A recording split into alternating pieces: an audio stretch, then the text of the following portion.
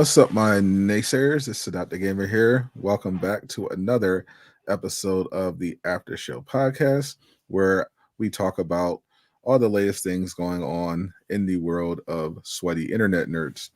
I'm your host, Sadot the Gamer, joined by my other host, Casual Event. Nope, no Casual Avenger here. Oh yes, right. He had a very important deep dish appointment. So we have his impersonator, also known as JayShockblast. How you doing, my friend? Uh, I feel like I'm your friend.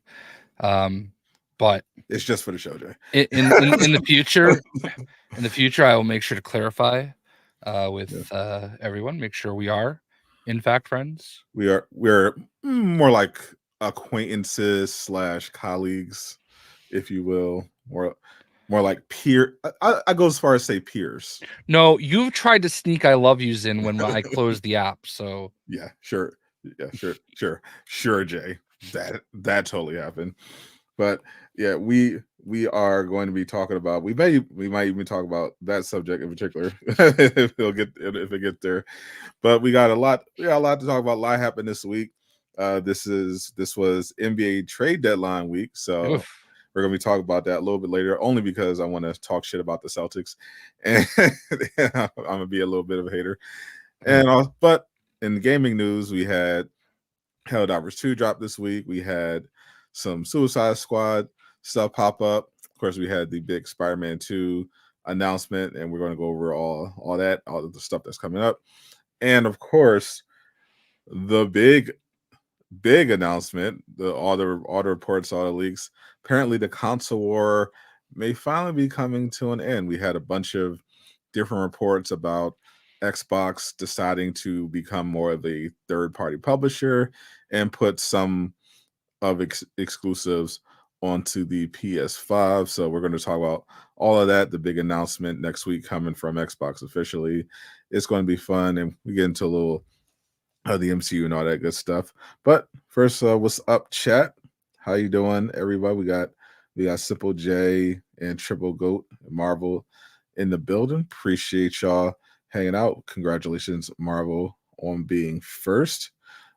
We are broadcasting live on both YouTube and Twitch. Make sure you drop a follow, drop a subscribe where it is appropriate. Over on the Twitch side, drop a Prime sub.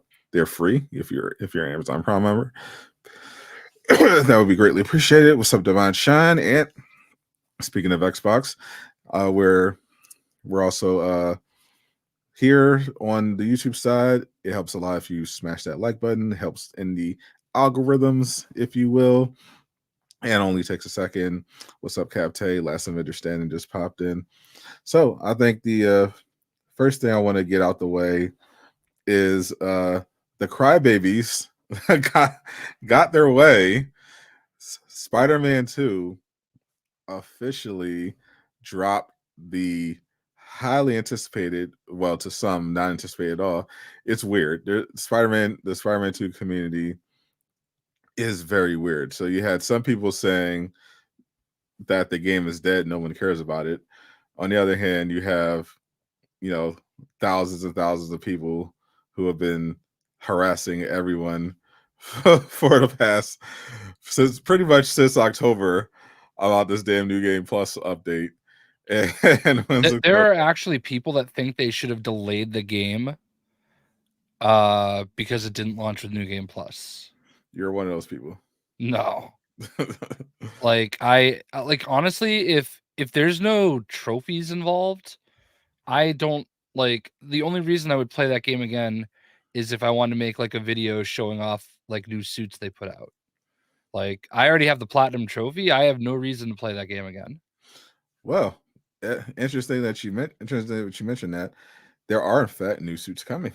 Yeah, so I'll make videos about that, but like I don't know, like I don't play mini games multiple times unless there's a reason to. That is true. Like there's not another reason for me to play Spider-Man. I played it, I loved it. It's great. But Yeah. I don't feel like I have anything to accomplish. Yeah, I played it twice. I played it once got the platinum. Then I did a second playthrough on Ultimate, and I of course I streamed it all, made a bunch of content for it, and then after I finished that Ultimate playthrough, I put the game down, walked away, focused on other stuff because I was like, okay, there's nothing else to do, so I'll wait for New Game Plus to come out or whatever. But yeah, this was weird because on the other hand, I understand the sentiment of people who wanted all the stuff in the game at Yeah. launch because I mean this is most of this was stuff that was in the previous games already.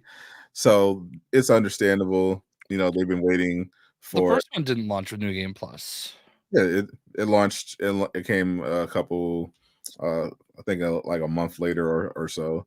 And Miles Morales had pretty much all these features and people were like, "Hey, why can we do less now?" Because at least even in Spider-Man 2, I mean Spider-Man Remastered, you can do stuff like replay enemy bases and stuff like that. But there was just a bunch of stuff missing in Spider-Man 2, and I think that contributed to the rush narrative because we also learned later on that it was actually was kind of rushed because they were pressured to get this out the door. They were concerned about hitting their targets on time, so they had to cut a bunch of stuff from the third act and everything. There was a much bigger game plan, so it's interesting. But, So here's the thing, okay, because I get accused of like uh, kissing. Go ahead. hold that thought, Doom. Glad that you mentioned solo leveling. I did mention that on last week's podcast as one of the anime to watch. I also, for 2024, would recommend Sasaki and Peeps. That is also a great anime. Continue. I thought he was talking about the fact that he could finally play Suicide Squad and he was playing by himself. That too. Anyway, I do get accused of like glossing over like some of the criticism and the things that like people are upset about. For sure. And I understand why they like feel that way. Like I don't blame people for wanting New Game Plus if that's what you like. I do agree that it is weird that they had it in Miles at launch and they didn't have it here. That I don't understand like what it is about the game that like makes it like work that way. All right. And neither do they. So like simply saying it was in the last game, it should be here. It doesn't always work that way. You know what I mean? And I think that's always the point that I've been made.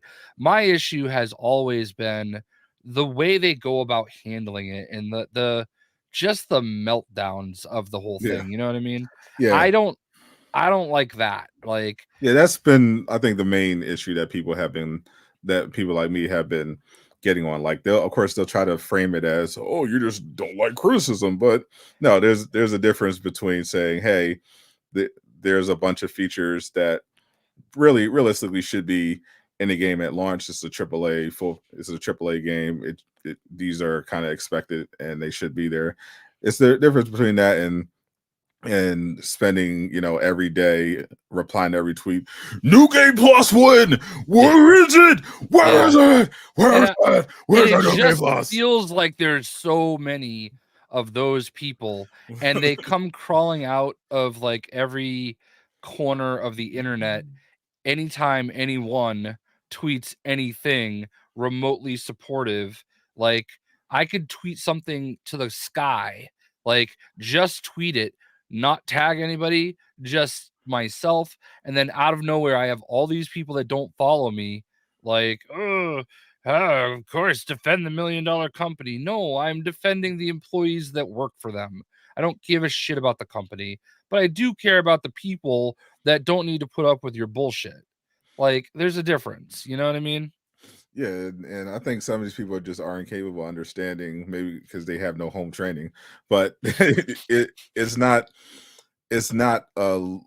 looked upon very fondly, and you'll go a lot further if you can communicate your issues. Like someone who wasn't dropped on their head multiple times as a child. Simply yelling in all caps about this and about how it should have. Where is it? It should have been here. Is not It's not productive. It's certainly a problem when literally every state of play, like you see chats flooded with Spider-Man win, Spider-Man win. No one cares about it. Like someone literally pulled up to the state of play that was specifically dedicated to Final Fantasy VII Rebirth and said, "No one cares about Final Fantasy. Show Spider-Man. Skip this. Show Spider-Man." It's just like, bro. Yeah, and I think that's just like the stuff that wears me out, and like I tend to hyper focus on just how irrational that is. And like when I speak about it, I'm not speaking about the rational people that make rational arguments and aren't that. But like I do feel like I said this to High Roller today.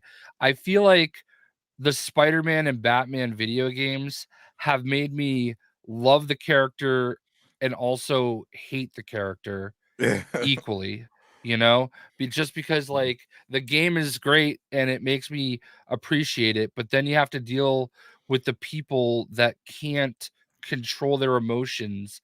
Like I get it, you want to play New Game Plus, that's fine, but like let's not pretend there aren't a million games that launched and came out with New Game Plus far after the game was released. Full AAA titles like the almighty God of War, you know? Like, Yeah, so and I can understand, and even in the case of like, and that's also, I think also the issue with Spider-Man 2 is the length, because like even in a God of War example, you're getting more game at launch than Spider-Man got, but people are also forgetting that not long after the launch of Spider-Man 2, Insomniac was hit with arguably the worst cyber attack in the history of the industry. right. Like completely upended the company, compromised many employees. There were reportedly several employees who apparently may have been in danger of identity theft. They got pings on their credit reports not long after the stuff was leaked online. It it changed a lot of their plans. It caused a lot of stuff to get pushed back. And if people are just kind of glossing over it because Yeah. these weirdos are just hyper focused on the thing that they want and don't think about anything or anybody else. They don't consider that, hey, these games are made by people and people aren't machines. We're not in the future yet where all video games are produced by artificial intelligence. Like we're still an industry driven by people, and when people are the victims of a massive criminal attack, it can cause plans to get delayed a little bit. Yeah, like and it's funny because like I've met so many of these people from these studios, and it's like you meet them and it changes you. Like you understand that they're real people. Like, especially like with Rocksteady, like I literally had lunch with a bunch of them, people that you see in those insider videos they put out, like literally had lunch with them, talked to them. They talked about how much they enjoyed going to the AEW show out in the UK at Wembley Stadium, and just like all these little things. And it's like you see it, like for Gotham Knights, I went to the studio, and you see these people and you see how excited they are about their game, and they're not lazy. They're just like, it's hard to make video games, and I know that's like a total catch-all excuse, but like I understand that people are paying money for it, and they're doing the best they can, and like Yeah. you don't have to buy it, But but right? even but even that is like a cop out, because I like to make sure I'm representing the side of the consumer, because we got Big Daddy Corporate J over here, but it's also cop out to say just because I paid, therefore I'm right, because you're not. Because if you think about it, what you paid is a drop in the bucket compared to how much it costs to make the game. Like people who are bitching about $10 cosmetics or $10 DLCs or $70 games. Well, the studio paid hundreds of millions of dollars to produce that game, and you're only paying 70 for it. So I keep tried that in bringing mind. this up today, and I feel like a lot of people miss the point. So the Ninja Turtles had a big update today, all right? And I just started thinking about like the cost associated with it. And you've got the four Ninja Turtles, you've got April O'Neil, Mm, Splinter, and then Shredder. Like, so that's 7 skins for Fortnite. right. Plus they've got their gear. Plus there's also these musical instruments because they're doing this like rock band bullshit. And So I'm like guessing that's like $60, $100 oh bucks. no, if you were gonna buy all of that, it would easily cost $80 or more. Like the cost of a full price video game for 7 skins to shoot guns the same way. Like, and don't get me wrong, I've probably over the years spent 5 Yeah, grand on Fortnite. All right. Like, I'm not like saying that this is bad. I'm just saying for perspective, people have this idea that like, oh, well, it's free to play. You don't have to buy it. So like I could just play the game for free. But like the average person doesn't play Fortnite for free. right. Like everybody talks about how there's a couple people here and there. Well, I've never spent any money on the game. Okay, well, you're not the normal person, okay? Because like it's insane to me that like just because the game is free to play, you have like people just let them off the hook and let them just like do whatever they want. Like I always talk about Apex Legends. They have their events, okay? Yeah. Their collection events. All right. They just did a Final Fantasy collection event. If you wanted all the Final Fantasy stuff at a bare minimum, just the 6 skins, you would have had to have paid $100 So for. I think the Apex is bullshit, but I think Fortnite is generally fair, at least in terms of the pricing, because it's a free to play game.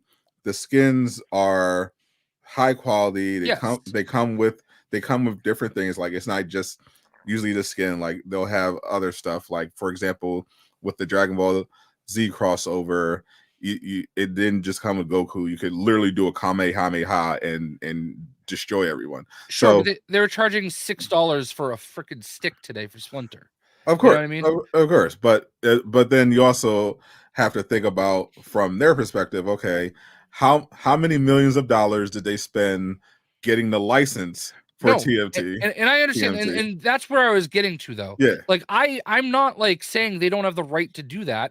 I love it. That's the reason I play Fortnite is to get these licensed skins because I right, love the way it is. The point I'm trying to make is just because there's like a $70 entry fee into a video game that gives you a full story and all this content to come with it shouldn't mean that you're like not allowed to sell anything else on top of that because you look at the games that give you the game for free and they can just sit here and infinitely spew out like nonstop extra content, yeah, you know? And it's kind of hypocritical that there are people that are like okay with one, but because you had to buy what you get to play, and then they have the option to sell extra stuff after to support future content. I just don't get it. I just don't. yeah. Like there's obviously a fine line to be drawn there, and I think like in the case of Suicide Squad, most of that was pretty manufactured outrage for This is exactly what I'm talking about. The most expensive thing you can buy in the item shop for Suicide Squad is $20. All right. And you get like 7 yeah. things with it. But And the actual content itself is free. Like there was this big debate right. actually going on, which we get to because Helldivers 2 came out this week. Yeah, yeah, yeah. It's also a multiplayer live service shooter. But the difference in it all and like Suicide Squad, it also did not have reviews when it launched. They didn't send out review codes. They had a preview event where they, selected certain outlets, including IGN, and surprise, surprise, IGN completely glazed it. And when it launched, we heard a bunch of complaints from users saying, "Oh, it's buggy, you can't crash," only from PC. And then there was this big debate about the battle pass because it has a battle pass, but unlike the Suicide Squad battle pass, this one has actual gear Yeah. on the that you can buy. and that brought up the whole pay to win debate. Now, obviously, we know if Suicide Squad had actual weapons for sale in the shop, we would never hear the end of it. Right. But It is a giant hypocrisy. but they get the pass. So, but and it is it is fair to push back on that sort of thing, because a battle pass existing, I don't care, especially if it has a premium and free tier. They're just cosmetics. But when you start getting to a territory, okay, well, stuff that actually helps you in the game is monetized. Well, then you gotta be careful, especially in a PvP game. If it's PvE, you also have to be careful of potentially them making the game intentionally punish you for being free to play. Yeah. Like, I don't like if you can get all the stuff at the same level by just playing the game for free in a reasonable time, then whatever.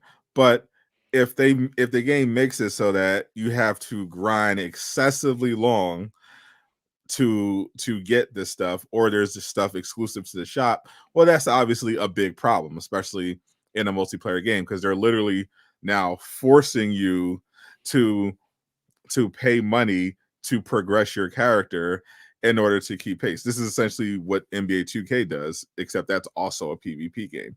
You know, if you want to upgrade any of your creative player stats, it costs virtual currency, and virtual currency can be bought with real money, but earning virtual currency is intentionally made to be pretty much impossible in the game, so that you're forced to spend money to get all that extra VC. So that's the sort of thing that gamers should be aware of and are skeptical of. But Scott, they're called V-Bucks. but you know, people pick and choose where they want to be offended based on you Yeah. know where their allegiance lie. Now here's what I'll say about Helldivers, okay? Like I don't really know much about it. All right. I tried watching, I think I saw Johnny Rocker play a little bit this morning, and I saw High Roller play a little bit of it. I saw Mills play a little bit of it last night. I tried to watch Bob Duck and Weave, but he just kept the camera on himself because he's a prima donna. Of But course. but like everything that I saw looked exactly the same. Like you're just shooting a bunch of bugs in a field. And I'm sure there's more to it. I'm not trying to be a hater, but I do feel like it's inconsistent, you know? It's very it's very It doesn't look, it looks like Destiny, like the characters, which is fine. Things are gonna look alike. We talk about the like the menus and everything. People want to talk shit about like Suicide Squad and their menus. Those menus look like they're from Knights of the Old Republic. Like they look old and dated, and that's fine. I don't care. It's not that big of a deal. But I'm just looking at the things that people try to nitpick about Suicide Squad as an example, a game that I do feel like, because I love Suicide Squad, and it's not because I'm a shill, all well, right. But you know, although technically.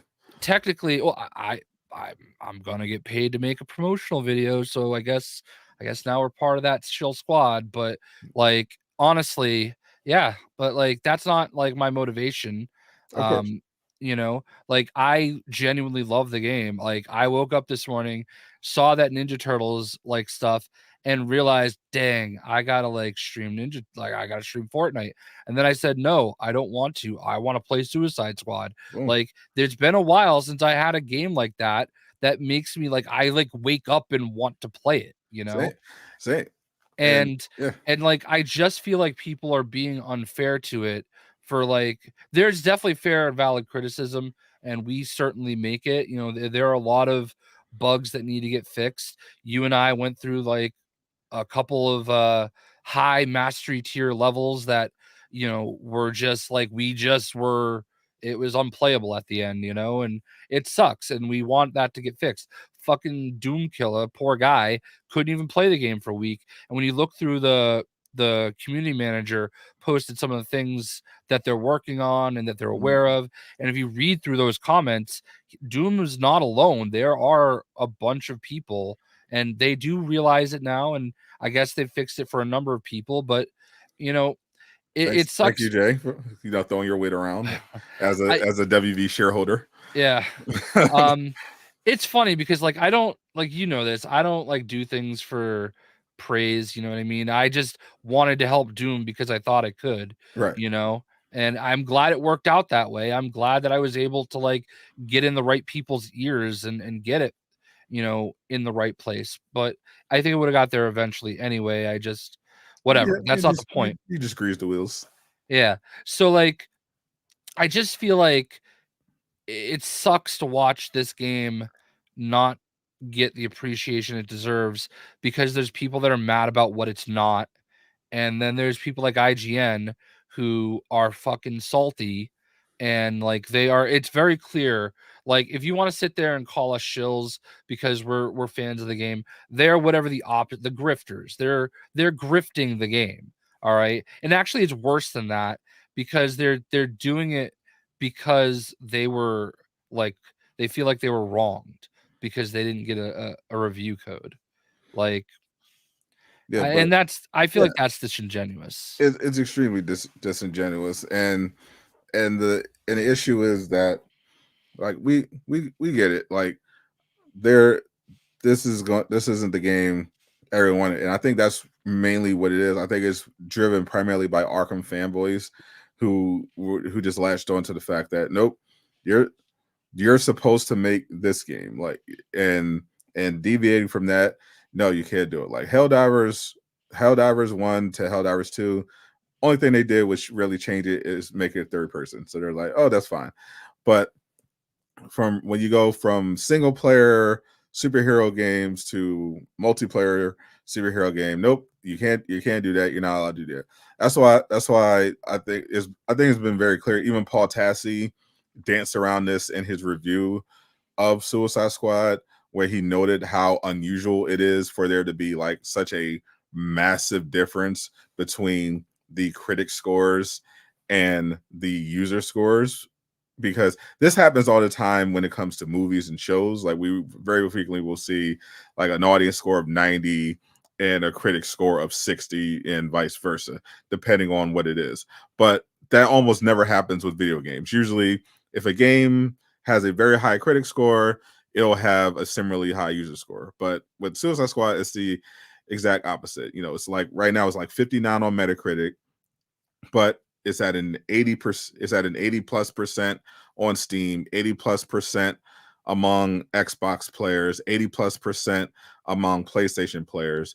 The only place where it really has low user scores is on Metacritic, where they don't verify Whether or not you bought it. your purchases, and you can look, if you look through those reviews from users, they're basically troll posts from people giving it a 0 out of 10, saying Yeah. it's woke or whatever nonsense. Can you help me with that? What's the woke part? I don't understand the woke part about like why are people calling, is it because of that company they worked with? Yeah, Sweet Baby. Is that literally the only reason? That and Harley's not showing her tits.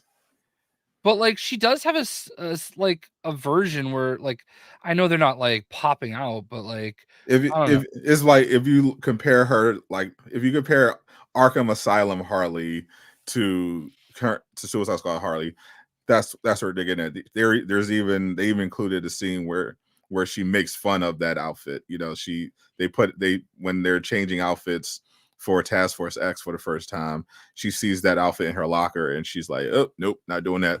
And then she gets the other one.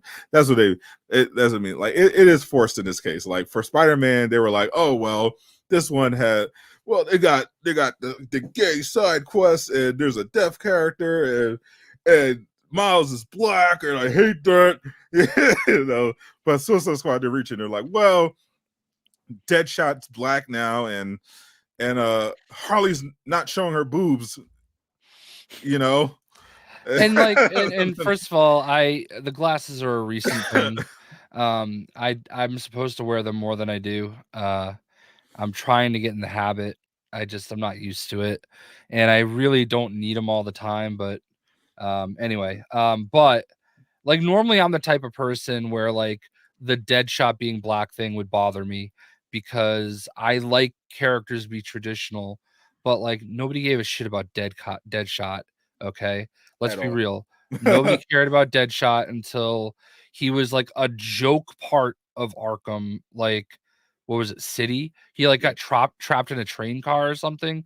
Like he was Yeah. not even really a like actual boss No, not at in all. that game, No one right? actually, no one actually gave a shit about Deadshot until Will Smith played him.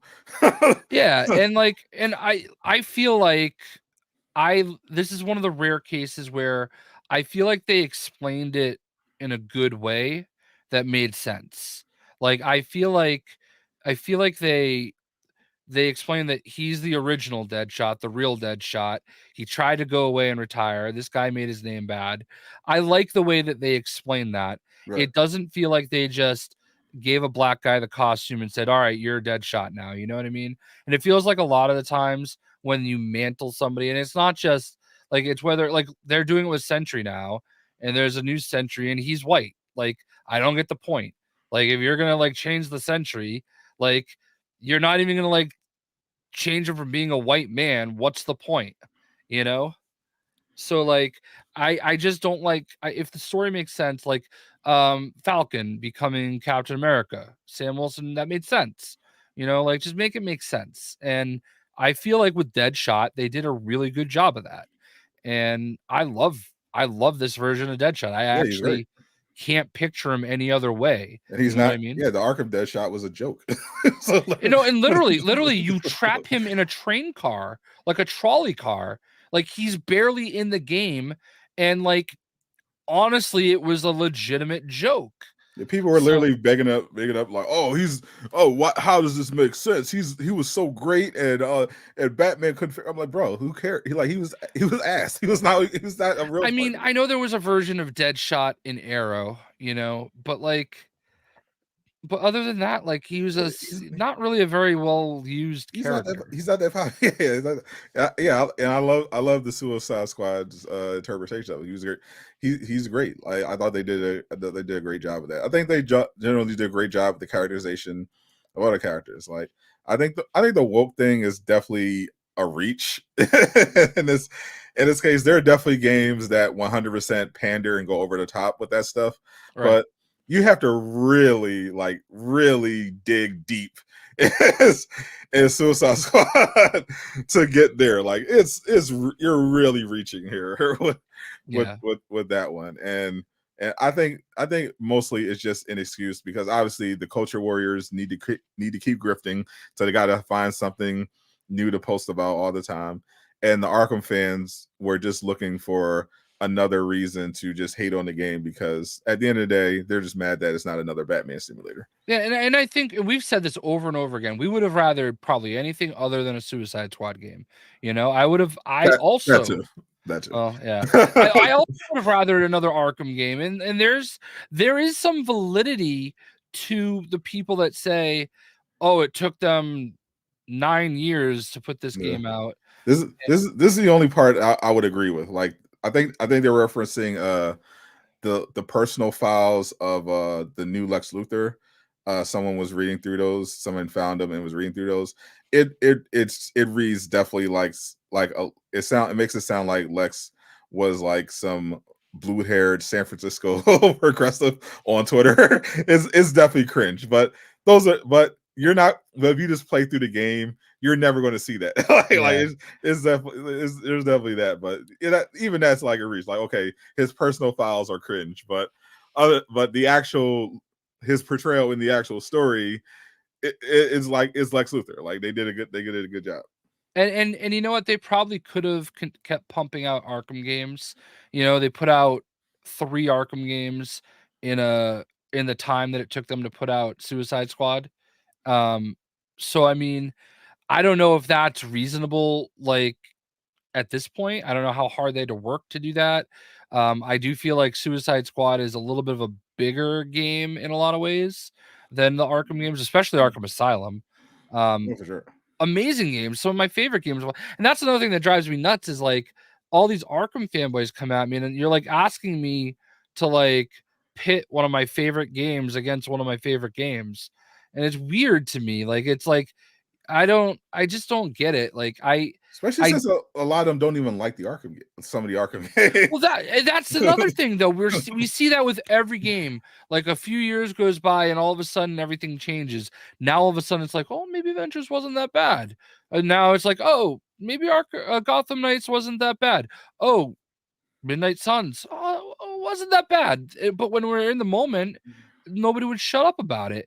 And now we're doing this with Arkham Knight, that people are like, oh, masterpiece, greatness.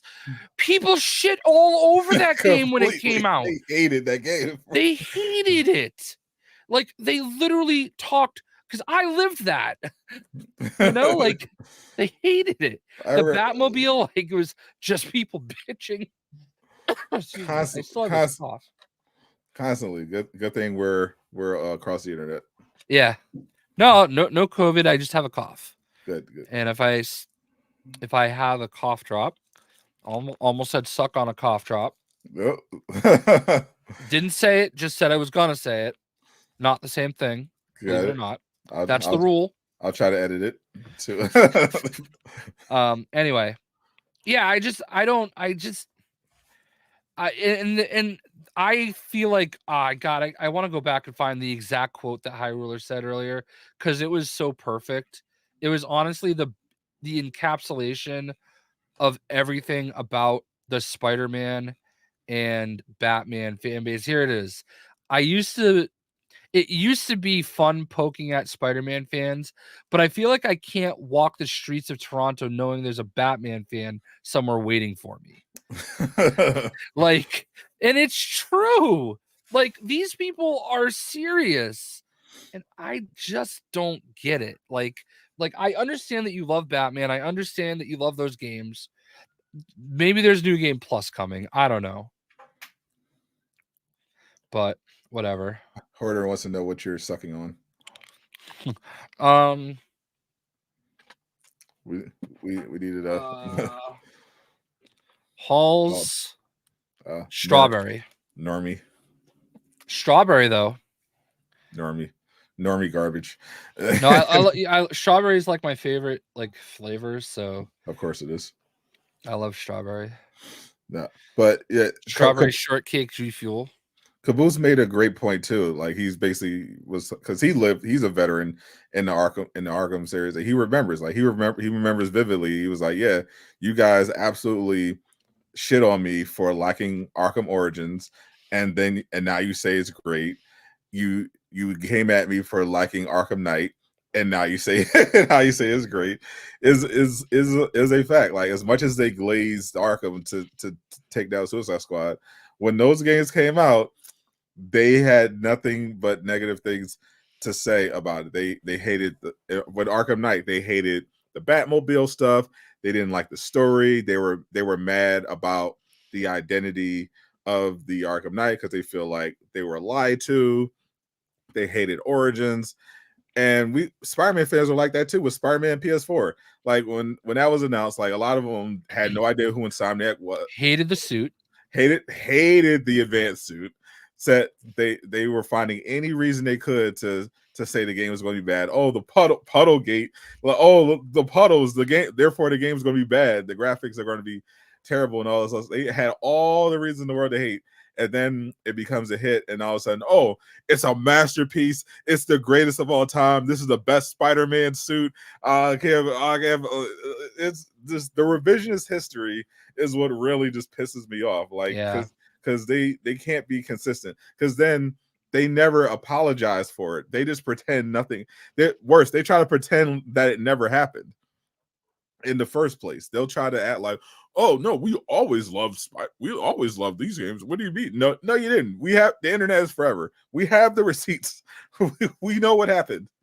Yeah, and like, I just want to like have fun playing video games. You know what I mean? Like, I'm just getting tired of like, and I guess I do invite it because like when things happen, I do like to dunk on the stupid people, but like I don't like tweet at people. You know what I mean? I just tweet my tweets and I say what I feel and I exist. All right. And these people just come out of the woodworks. They weren't included in the conversation. all right, and they feel this necessity to like say the most vile shit to you. They don't know me, all right? Like I we get it all the time. Get called both a shill and a hater in the same tweet thread.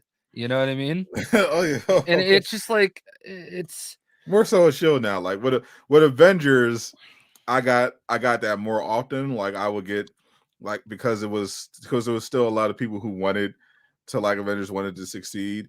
So within that community, it was like if you said anything negative, you were a hater. But also but also not but also you were also among the haters, you were a shill if you weren't hating on it all the time. And now as a retrospective, if you covered Marvel's Avengers, now you're a shill to some of these people.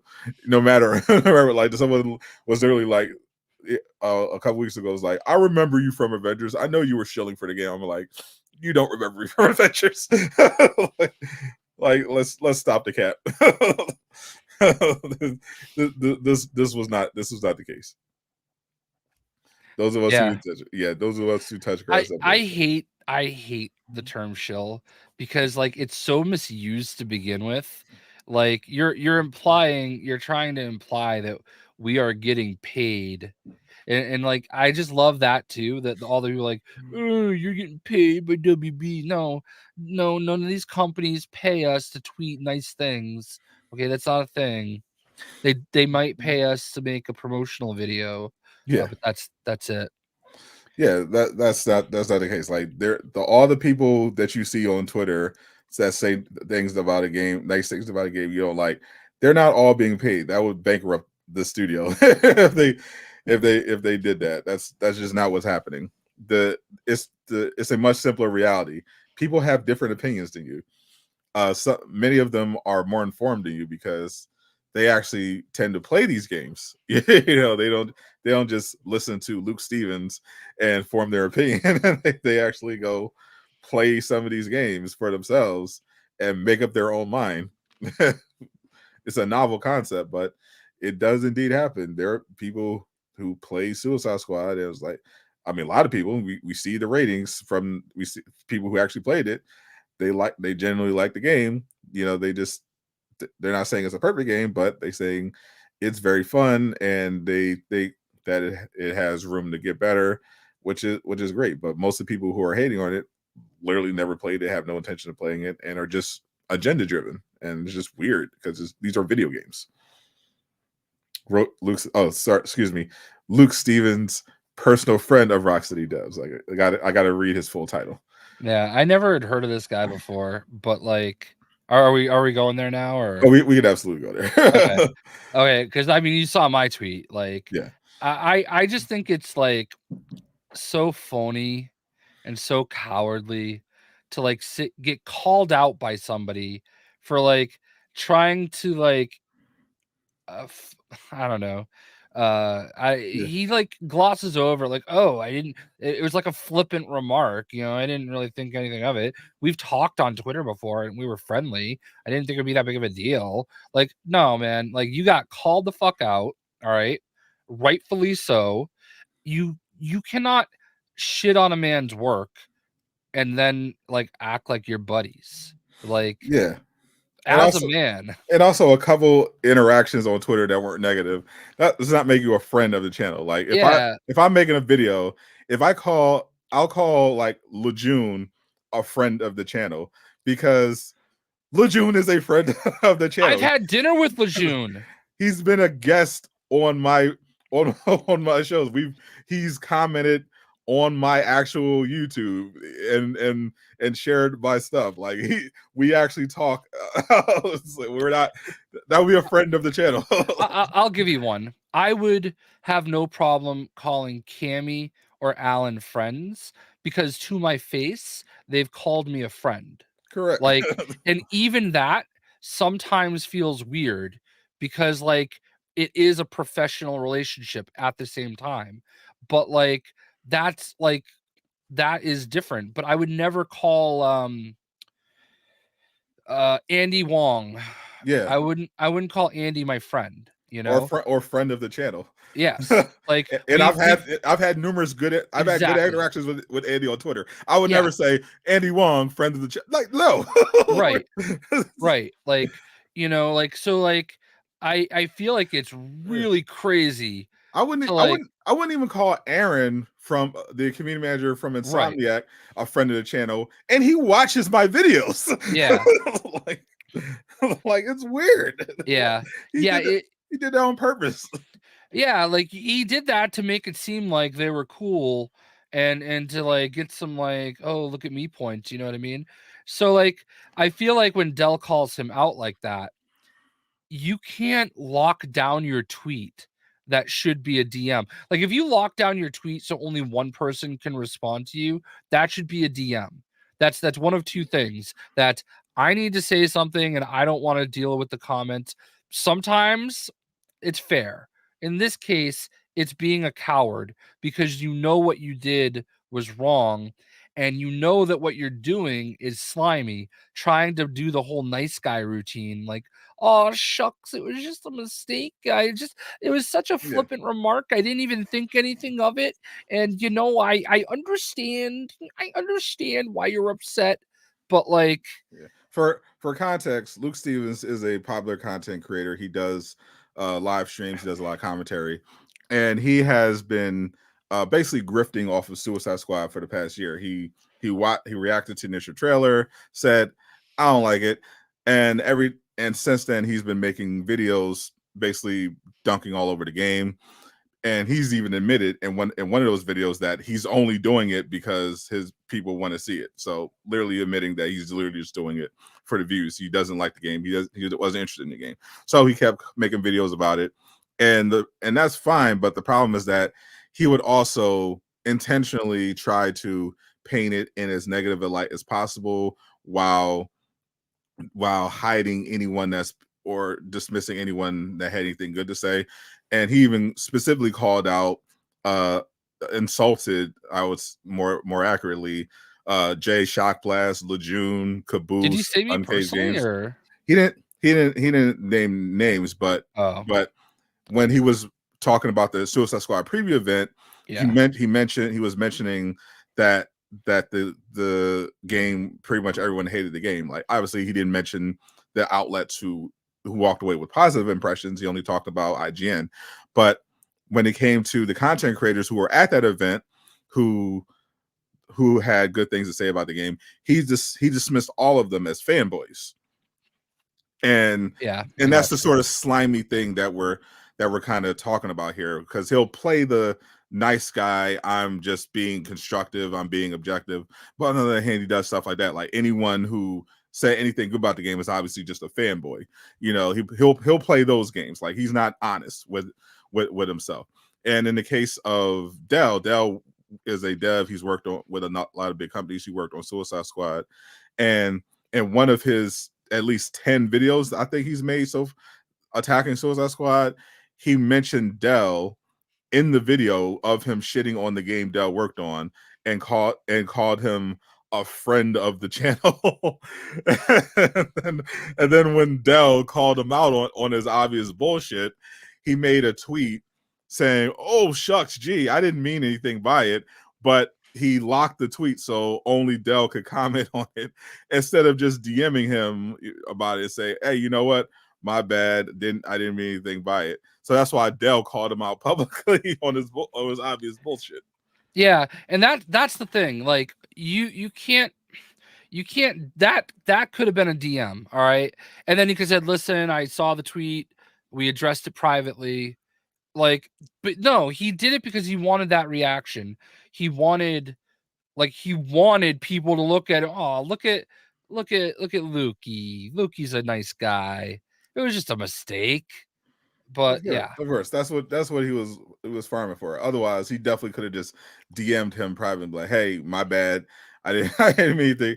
I didn't mean anything by it or whatever." Even though he probably be lying, but he could have handled that privately, but he wanted the attention, but he didn't want the consequences of that tweet. So that's why he locked it down so people couldn't reply to it directly. And listen, I don't know this guy. I've never watched a single minute of any of his videos. Like I'm going by what people are saying. Jedi says he thought he was one of the good ones. I I've don't know. I've watched enough of his videos to get a good impression. Like he generally plays the nice guy persona. He when he cares about a game, he'll usually be somewhat fair. But in the case of Suicide Squad, he clearly kind of showed his true colors and really started grifting.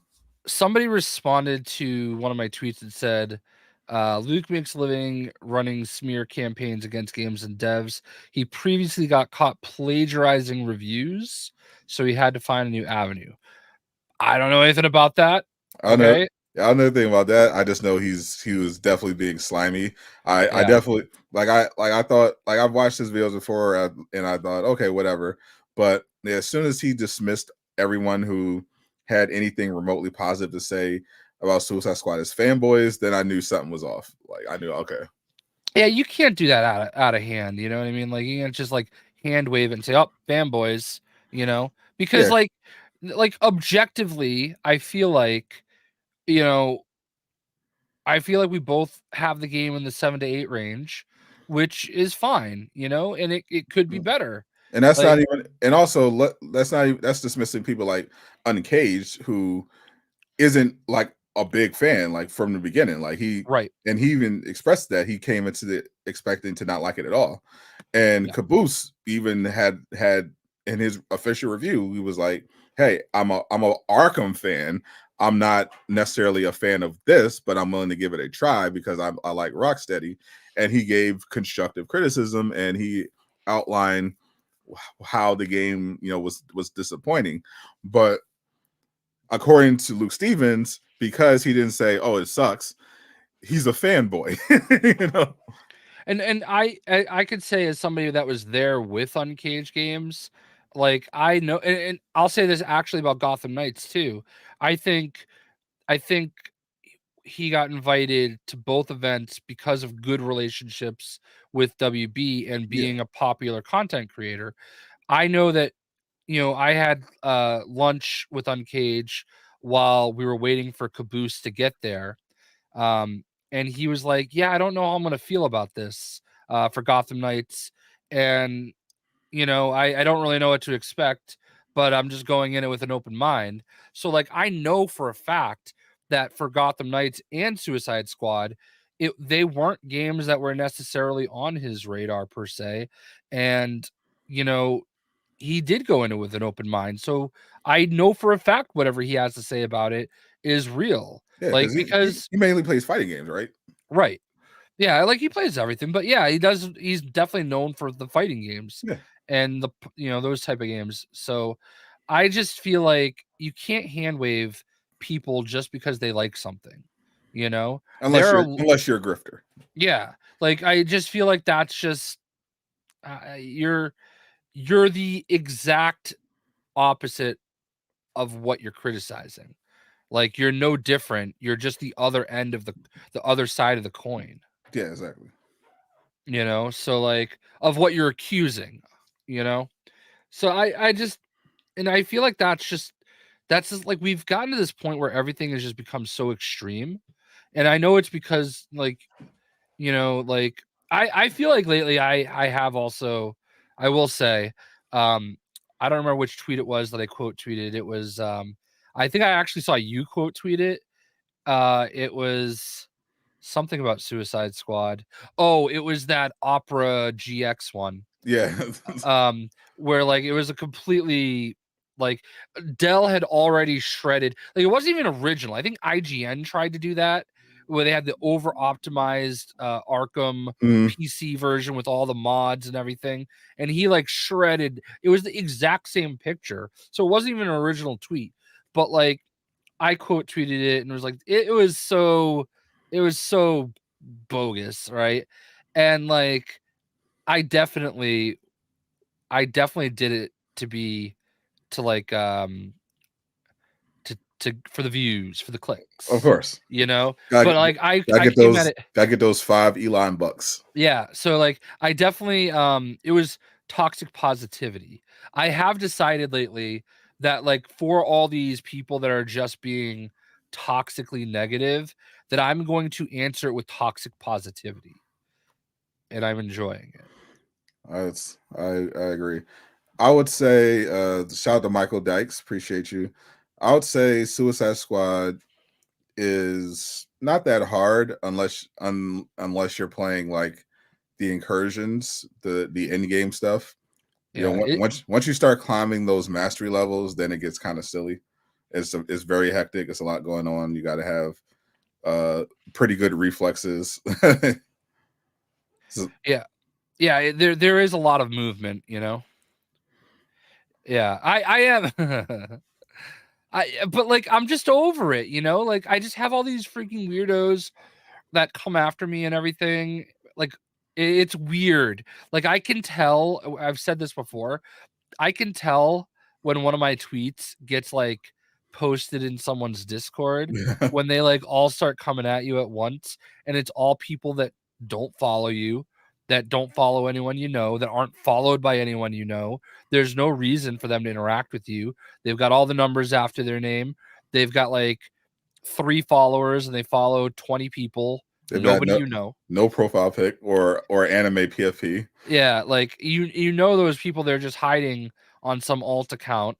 All right. So like, yeah. I just you know. It's just Yeah, So yeah, absolutely. It's so and obvious. and those people are just so phony.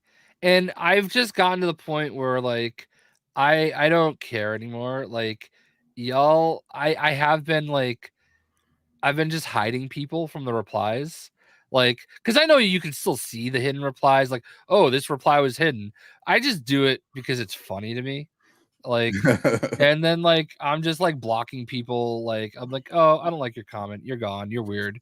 I found in 2024 I made a commitment to block more people Yeah. because it saves me so much time. Like I'm a busy man, Jay. I've got a lot going A on. I lot of got anime to watch. a lot of anime to watch. I have an empire to run. I don't have time to be going back and forth with people with no profile pics. So because at that point it's really just an ego. At a certain point, it just becomes like an ego thing because you're not going to convince them. You know they're not going to be like, oh, you know what? You're right. You make a strong argument. That's not coming at any point in the interaction. You're just trying to just embarrass them at at that point. And so then it's just like, is this a productive use of my time? Like, are you going to go back? Yeah. Are you going to go back and forth for hours just to hopefully dunk on them until they quit, or are you just going to block them and go Yeah. about your night and do something Yeah, productive? that's the problem is sometimes like it devolves into okay, this person's not going to shut up. And that's what I definitely have a bag of tricks that I turn to. It turns into just me mocking them, like not even taking the tweet seriously anymore. And then at some point I'm just going to say, "Oh, I can see the last word is important to you." And that's like all I say. And like sometimes that shuts them up. And then sometimes like, "No, it's important to you." You know, like and Very that's the point mature. I'm like, and then at that point I say, all right, let me help you out. And then I'll just block them at that point. Yeah, it saves you time, but it's just an unfortunate side effect. I think of social media. It's tribalized everything, not just politics. It's bleeded over into silly things like gaming, entertainment, where even when it comes to just a video game, people have to take these tribal stances. Like we saw this with the console wars, which for years, which is just the silliest thing. People have these diehard allegiances to the plastic boxes that they buy on behalf of billion-dollar corporations, and they just ride. Yeah. And like that's why part of me is glad, which we can segue into this whole situation with Xbox because soon as I heard this, you call you joke, I can be kind of a pony or whatever. You are I am unapologetically a pony. uh, a PlayStation fan. Yeah. I wouldn't classify myself a pony because I don't have a. It's not that I don't like Xbox. It's I've as I've said many times. Fable 2 is in my top 3 all-time favorite games. But the main I mostly did have played PlayStation the last, decade plus, but the reason I chose the PS5 over the Series X is the same. A lot of people made that decision. There weren't any games. Like I was like, I'm driven by the exclusives, and I was like, okay, I would rather be able to have the option to play exclusives like God of War and Spider-Man than just have Game Pass and wait for the next Halo to drop. I got them all. I like to play video games. I've got the Xbox, I've got the PlayStation, I've got the Switch. They all look very pretty. I got Yeah. Well, the Starfield wrap. I got the Spider-Man thing. I've got the special Pokemon well, Eevee. not all of us are WB shareholders, so Listen, some of us only have one console at a time. yeah. Uh, Ironically, WB did send me an Xbox once. Yeah, there you go. But 2K sent out a bunch of Xbox Series X to WWE people, some of their WWE creators this week that has Bad Bunny on it. Did you get one yet? I did not get one. It would have been cool. Bad Bunny. I Bad Bunny. I don't know a lot about his music. He was really good in Bullet Train, but it's freaking insane that him and Logan Paul are just as good as they are at being wrestlers. They did a pay-per-view last year in Puerto Rico, and Bad Really? Bunny had a match at it. And first of all, it was one of the most insane crowd reactions I've ever seen when he came out. That entire arena was singing his song, and it was insane. Like that crowd was amazing, and he put on one of the most banger matches I've ever seen. And Logan Paul too. Like I freaking hate Logan Paul, As you but should. but he's way too good at it. Like he is way better at WWE than he is at boxing. Oh, he's better at the fake combat sport than the real one. No. So keep in mind the boxing he does is also fake. That's it. So, But you can yeah. really, but people are really getting hit. Yeah. Anyway, I'm sorry I kind of went off on that little tangent, but uh, but no. that's what I'm like. I get what you're saying. I'm definitely an Xbox guy. I prefer playing video games on Xbox for a lot of reasons.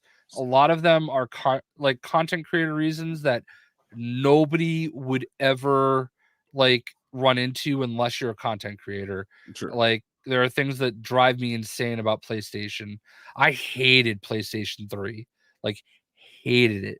And I think that kind of set me down a dark path because I had PlayStation 2. Only reason I got a PlayStation 3 or an Xbox 360 is because the PS3 got so delayed. I got this really big paycheck like the week that Madden came out, and I think it was Madden 05. And 360 came out at the same time.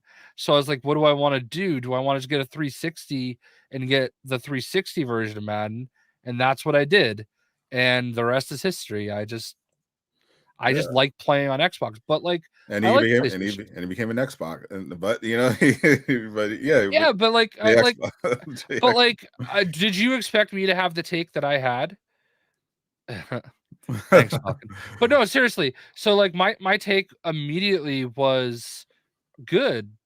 Like Yeah, why wouldn't I want Starfield to be on PlayStation 5? that's the same. Now, to address that specific one, Tom Henderson just ran a piece. Nate Haight confirmed the initial report that Starfield was coming to PS5, and then he said that he rechecked it, and he's saying that it doesn't look like that's going to be the case. But it looks like all the other stuff is still valid. But me and Jay, even though I'm more of a PlayStation guy, he's more of an Xbox guy, we basically came to the same conclusion when we heard this, which is like, yeah, good.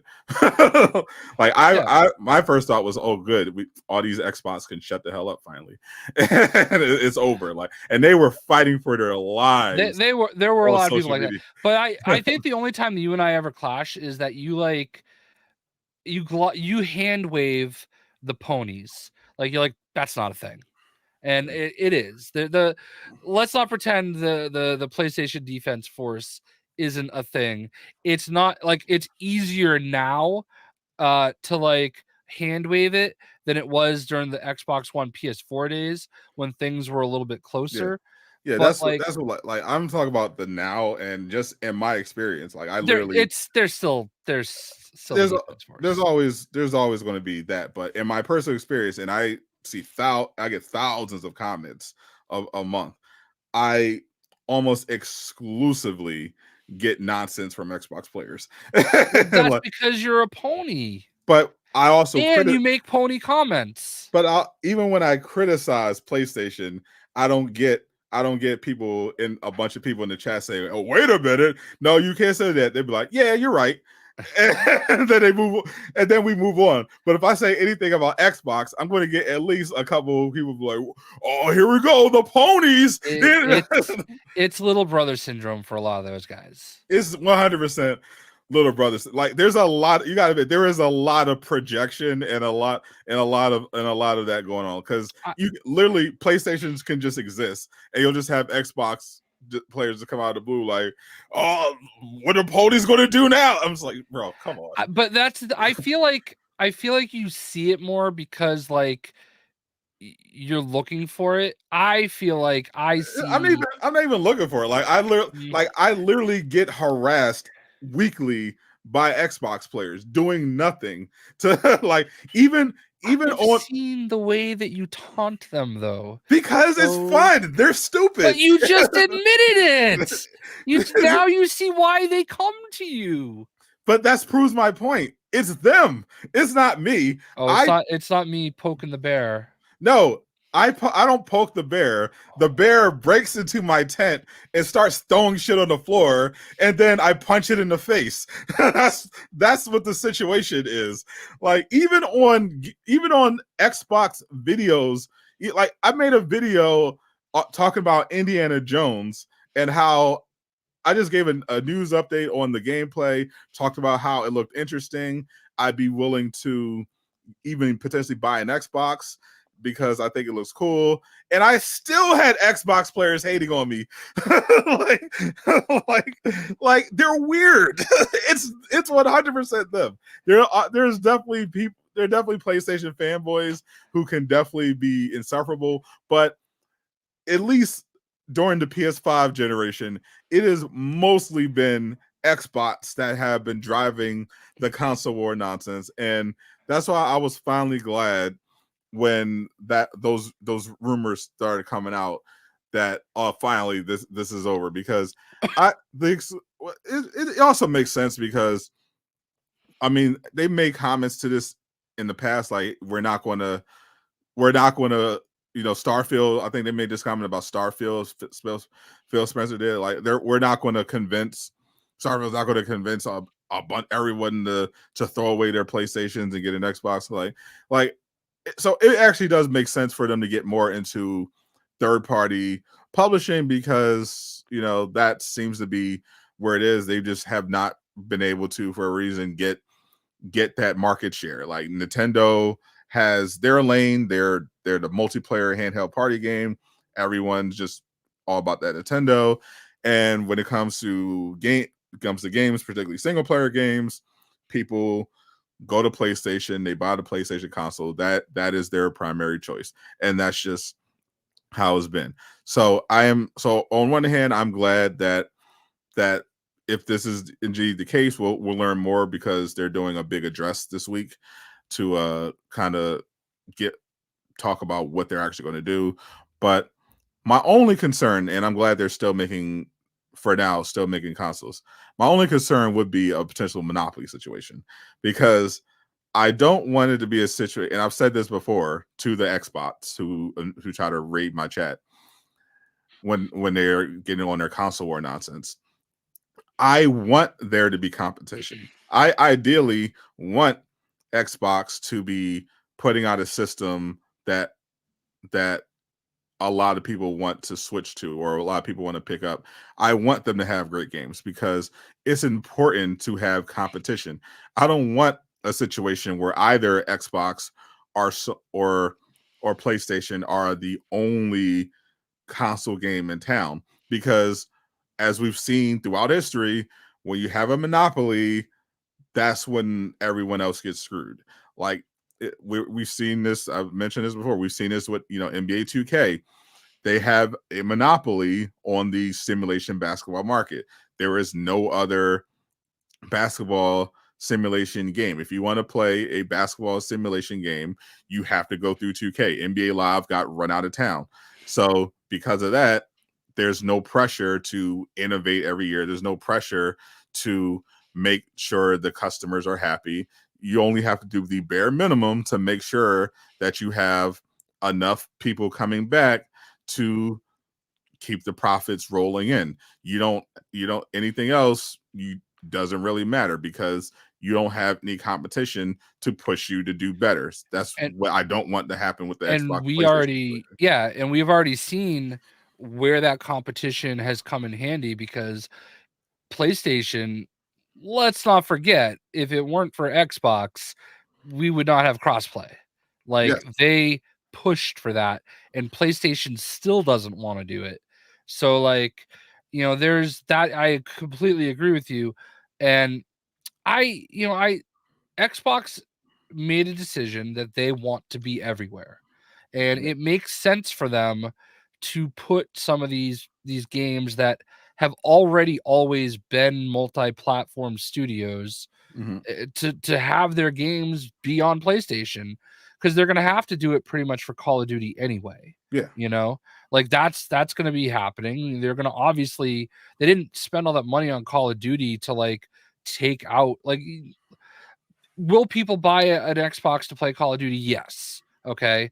But I don't think they're going to rock that boat, like that is such an established thing that I really feel like, they're not going to mess with that. And that's why I feel like, I feel bad for PlayStation fans, because when they did buy Bethesda, the Elder Scrolls is such a huge deal.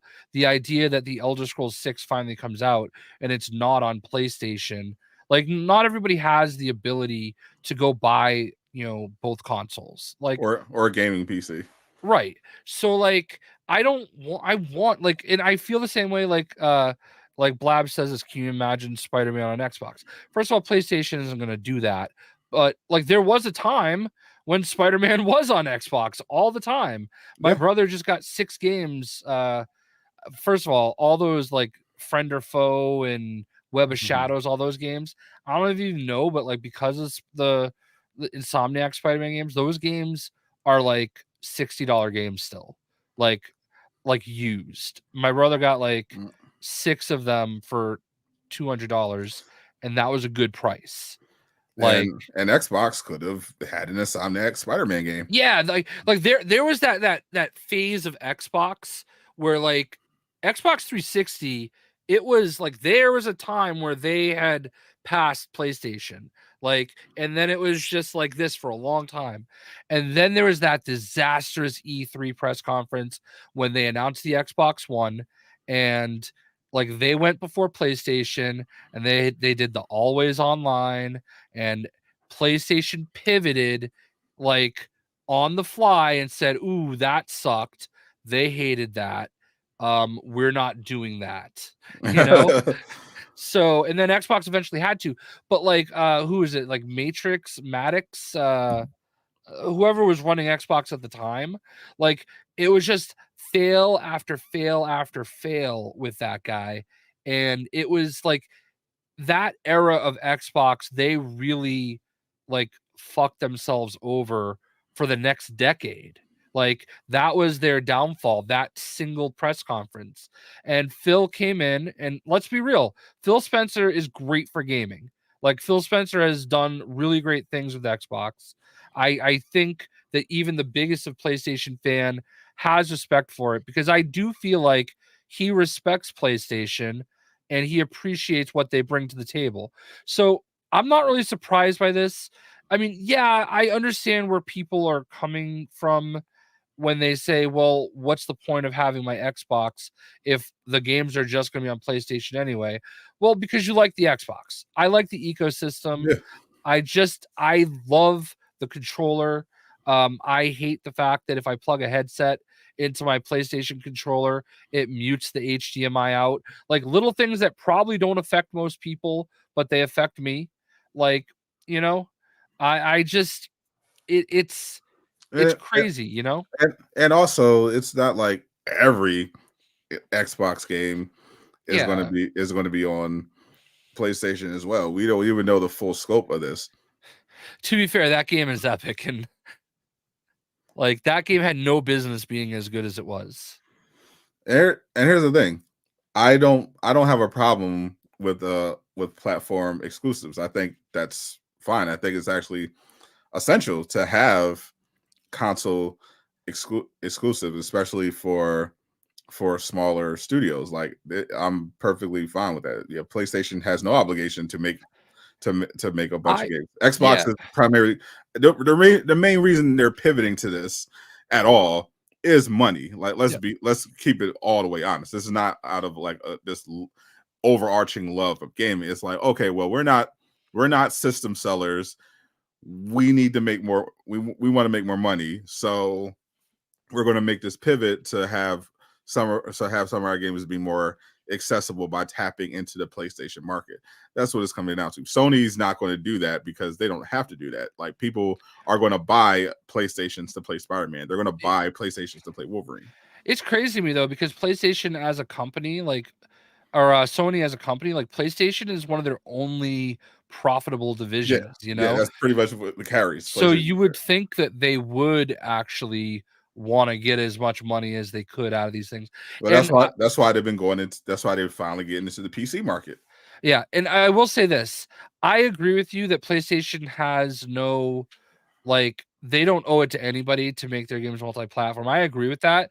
What I don't agree with, though, I do agree that Spider-Man and Wolverine should not be exclusive to any platform. That's not a PlayStation issue. That's a Marvel issue to Yeah, me. Like, I don't blame PlayStation for, like, they said, all right, we're going to take this game and we're going to have it made in our studio and it's going to be exclusive to us. Marvel came to them with the deal. They did it. Xbox didn't. Shame on them. I don't want Blade to be Xbox exclusive. I want everybody to be able to play it. and it looks like it probably won't be. And I don't want Spider-Man or Wolverine to be PlayStation exclusive. I want anybody to be able to play it. Buy a But PC or a PlayStation. yeah, but like I just feel like those characters kind of transcend, Yeah, for you sure. know, I like understand. I understand the that's sentiment. Like, that's the only perspective I'm coming from is like basically, you think big licensed games should be multi-platform. Is what you're saying. one of the people that used to work at Rocksteady just responded to my tweet. So What was it? What was it? it's just a GIF. Are you guys either? I know Jay plays PC, but he doesn't like it. I don't like to play PC. I don't First of all, I refuse to play mouse and keyboard. I hate it. I don't like it. I just don't. Um and I don't like creating content on PC. So like there aren't many games that I would play just to play on PC. Yeah, Like if I can't like use it for my business, I'm not as inclined to do anything with it. yeah. Um I play all my games on PlayStation. I pretty much have only ever played either on console or my phone. I played some computer games when I was a kid, but yeah, I don't even use a PC for my business. I'm using a Mac right now. So Yeah, I just like if it was easier to record, like I know how to do it, but like it's just annoying. So yeah. I try not to. But I think PC is the one area where both companies are like, oh well, it's fine because they're kind of like a neutral place. So that's why Xbox is like, okay, this is going to be Xbox exclusive, but we're going to move it over there to PC as well. And PlayStation's doing the same thing. And this is what I agree with. I like to me, God of War belongs to PlayStation. They made that, that's theirs. Mhm. I don't like they don't know it to anybody, but like I don't like that Marvel, and they're not totally always doing it, but like everybody talks about, oh, I want Insomniac to make everything. And I love Insomniac. They make great video games, but They should not make everything. I don't want them to make everything because I don't want everything to be exclusive to PlayStation. Like, And you know, also don't want Insomniac's take on everything. I think other studios should have a voice and could probably do some stuff better. and not only that, but we're talking about how Insomniac seems to have left some things out in Spider-Man 2. Yeah, they have enough. They have a lot on their plate. Maybe they're spreading themselves a little too thin. Yeah, that could, and I think there's validity to that because I mean, look how many games they've been putting out. Like even through the pandemic era, you had Spider-Man PS4 in 2018, and then they followed it up with Miles Morales in 2020, and then Ratchet and Clank Rift Apart in 2021, and then in 2022 they had Spider-Man Remastered. They had the Miles Morales PC port, and then in 2023 they had Spider-Man 2. It's like they're always releasing something, and at the same time they're working on Wolverine, and then they're also playing all these other games. So it's just like yeah, give Insomniac a break. But I understand the sentiment. I would put that more so on Marvel because Yeah. they're giving out the license. They should stipulate because even from their perspective, it would make more sense. Like, hey, we want to spread the Marvel brand around. Let's get this in as many hands as possible. So I'm surprised. So I will put that on Marvel for not stipulating with their licenses that this has to be multi-platinum. Yeah, But platform. 100%.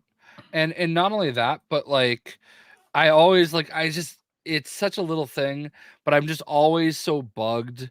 Like during the Spider-Man marketing, they made a big deal about the pride flag and everything, and they just kept saying Marvel is for everybody, except if you're on Xbox and Nintendo.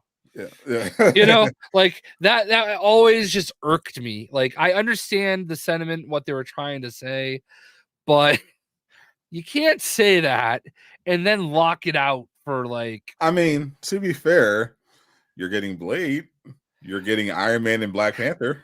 Yeah, I get that, but like at the time, those weren't things. We were getting Marvel's Avengers, but you know what I mean. Like, except Spider-Man. Basically, well, yeah. Marvel's for everybody except Spider-Man. Yeah.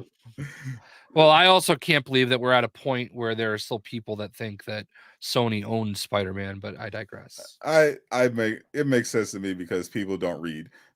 So I totally believe it, especially something that involves like documents and corporations and legalese. Like they're not going to read any of that. Yeah. They're not going to read licensing agreements. They're not going to look at any of that. They're like, oh, well, I mean, it comes out on PlayStation, so they must own it, right? Oh, yeah, okay.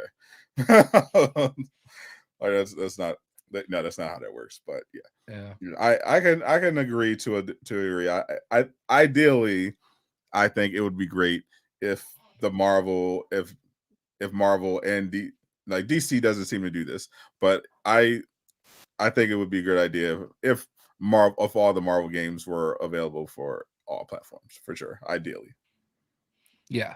But, Marvel had the opportunity, or I'm sorry, Xbox had the opportunity at different points. It is what it is. And we'll also revisit this when we find out more about the status of Blade and whether or not that's going to be exclusive.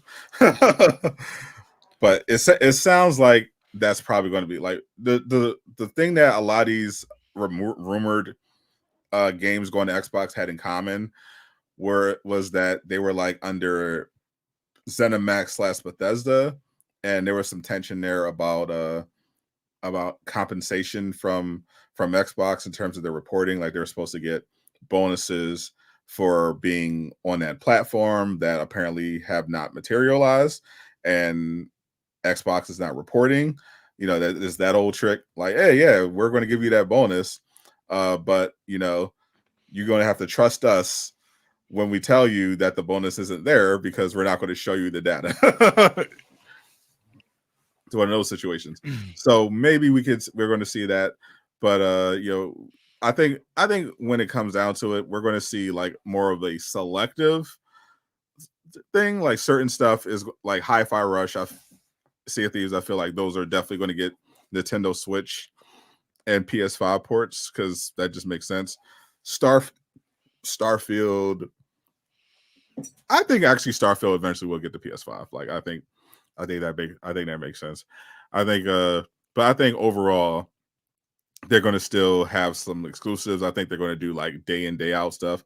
I think what they might end up doing, and this was brought up in relation to Indiana Jones, they might start doing like timed exclusives for some of these releases. Like for Indiana Jones, they thought they would talk about, okay, maybe this is Xbox exclusive for like the first 2 or 3 months, and then it's on PlayStation or something like that. Yeah, I feel like it'd probably be like a year thing. I heard like short, like a short, like 2 to 3 months. But yeah, that'd be that. But I think fans would want like a year, at least. But when it comes to exclusives, and stuff, like I don't care. Like I know there were people, and this is me talking about PlayStation fans. So get ready, Jay.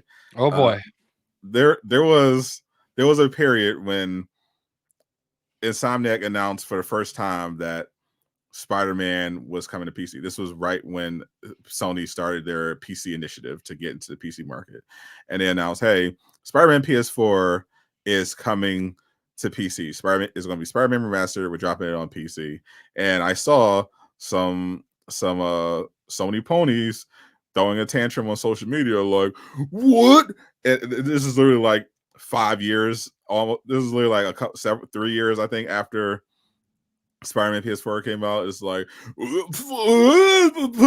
I paid the exclusive. Why'd you come to the PC? I'm just like, shut the fuck up, bro. It doesn't affect you at all. You've had this game for 3 years to yourself.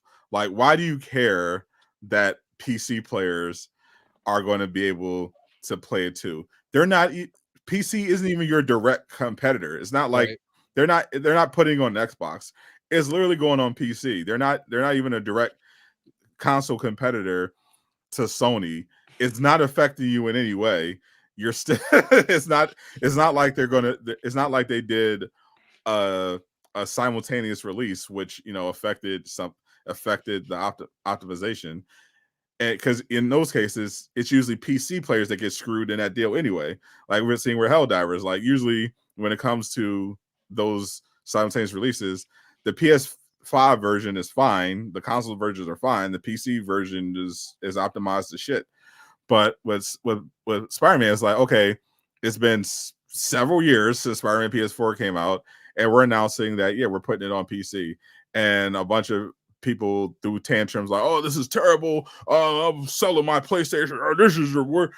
And then Spider-Man PC came out. Everyone loved it. A bunch of people got big on YouTube by posting mods and everything like that. And now no one has a problem with it. It's cool.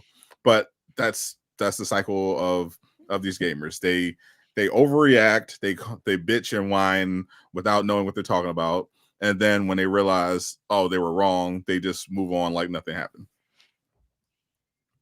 To be true. Is the nature of it. But yeah, I can indeed criticize Sony ponies when the time comes. I was just thinking of. I was thinking of. I know this doesn't really apply right here. It just randomly popped in my head. Because D Savage said I have the perfect Marvel game for you, bro. I was thinking about one of the other games that when it came out, everybody bitched about it, and now everybody looks back at it and they're like, oh, that game's amazing, Guardians of the Galaxy. And Oh yeah. I was just thinking about how I only need one more trophy for the platinum, and I don't know why I haven't come back to do it. I know what it is because there was like one collectible that I missed, and I don't have a game save. I basically have to play through like most of the game again to get to like the point where I get that collectible. Uh, to get I that, would, I would, just I need would to suck gladly it up do it. and do it. I would gladly do. I gotta eventually do a Guardians of the Galaxy replay. Yeah, I just love that. I just love that game so much. yeah, I agree. It was so good. But yeah, that I think that was more of a marketing problem because yeah, it was coming on the heels of we were still very much in the Marvel's Avengers era, and then Square Enix said, "Hey, by the way, we got another Marvel game coming out," and people were like, "Oh shit!" And Well, we, no, because that one was like just like uh Midnight Suns. It's a card game. Oh, but I want to play as Rocket Raccoon. I mean, I thought that was fair. Like people like initially the graphics looked a little I don't know, and the combat looked a little floaty and weird. But when they found out, oh, you're only playing as Star Lord, people were like, oh, come on. And even though the game was still amazing, undeniably, I think it would have been better if you could play if they had sections where you can play from the other character's perspective. Sure, and I don't disagree with that at all.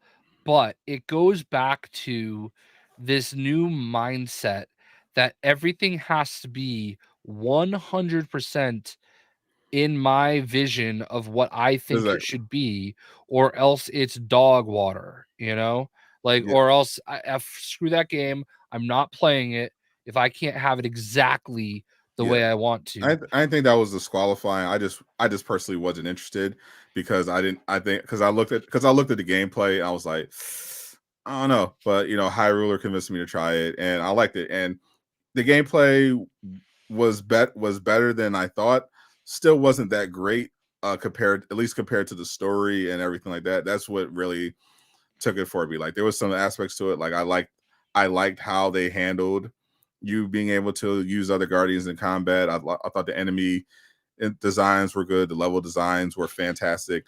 But yeah, but I did while playing. I did was like, oh, I really wish I could play with someone other than Star Lord. But you know, Right, very other fair. than that, the game was great. Like the story, everything more than made up for it, and that's why Guardians, became a cult hit after the fact. People all that word of mouth spread was like, hey, this is actually an amazing game. Yeah, and I just feel like more people should be willing to embrace 7 out of 10s. And I'm not saying Guardians is 7 out of 10, but what I mean when I say that is like you should be willing to like give a little leeway, Like not everything is going to be For sure. 100% what you want. Because Like, we do that for movies and show all the time. right, They're definitely literally shows that we said or movies we consider bad that we like anyway because we're good because they're fun. It's just stupid fun, and that's considered acceptable. But when it comes to gaming nowadays, it's like, well, if it's not a 10 out of 10 masterpiece, it's dog shit. I hate right. it. Yeah, and like there I didn't So I obviously was sponsored by Midnight Suns, and I knew about Midnight Suns like almost a year before it was even announced. And I was worried because like I was brought into the 2K and X Makers program for Midnight Suns.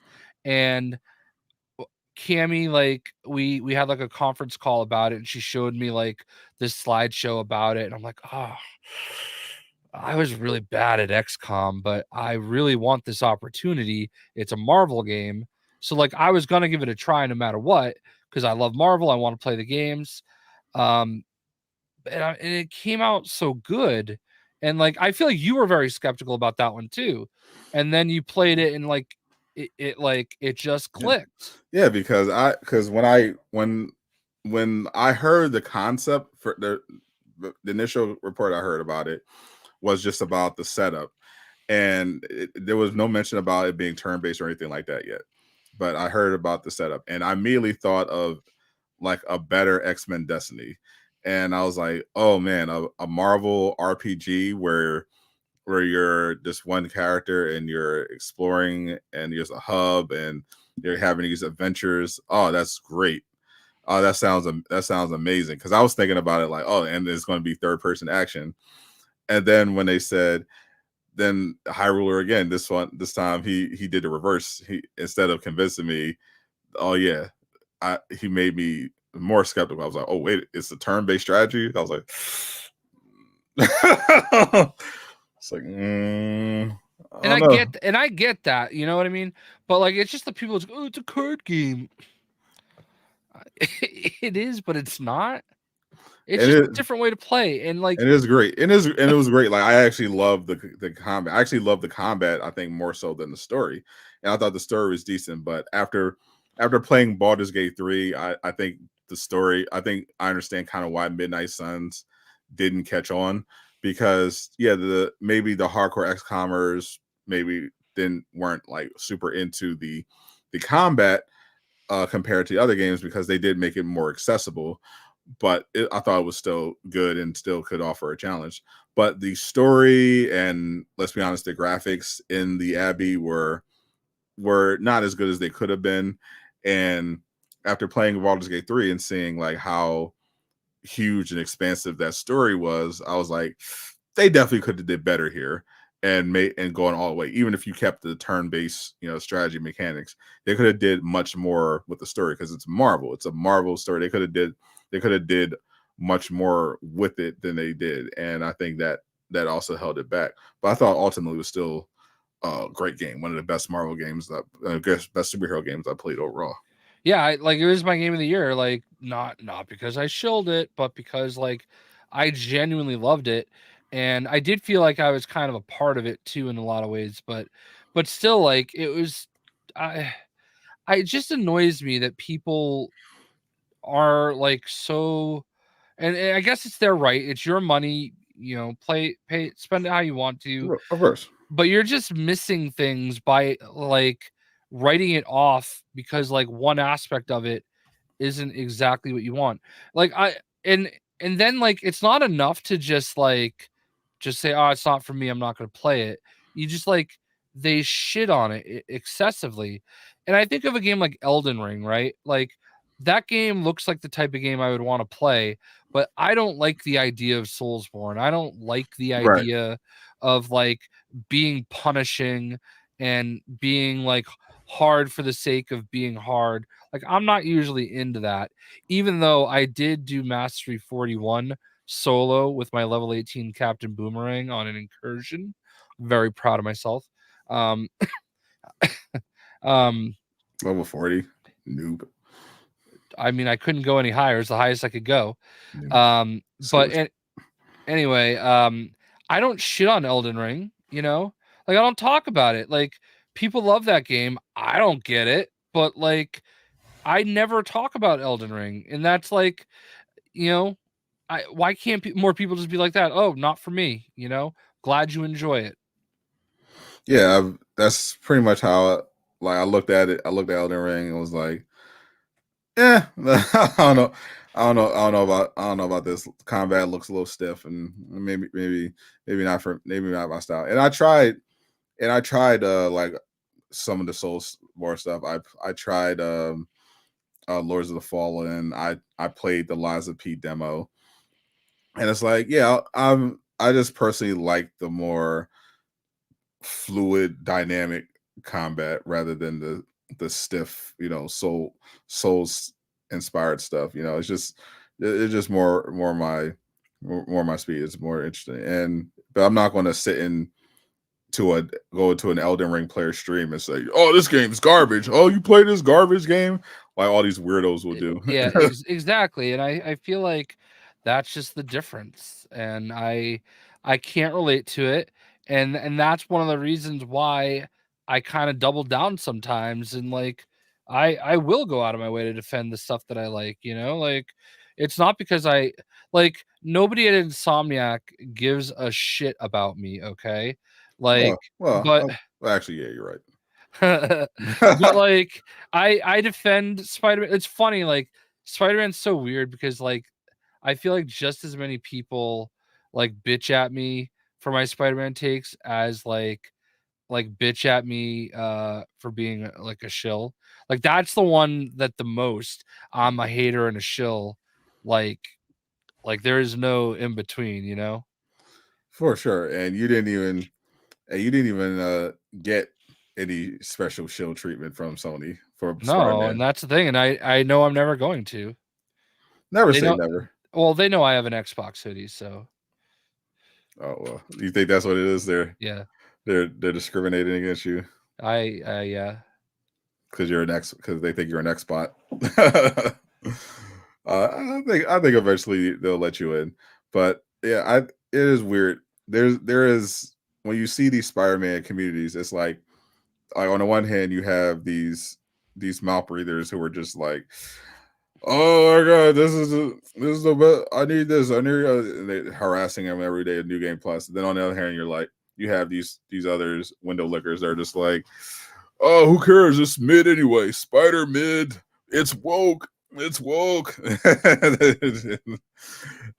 it's like this constant back and forth among the communities is like of these absolute just weirdos battling it out. It's like, can we just have normal game takes again?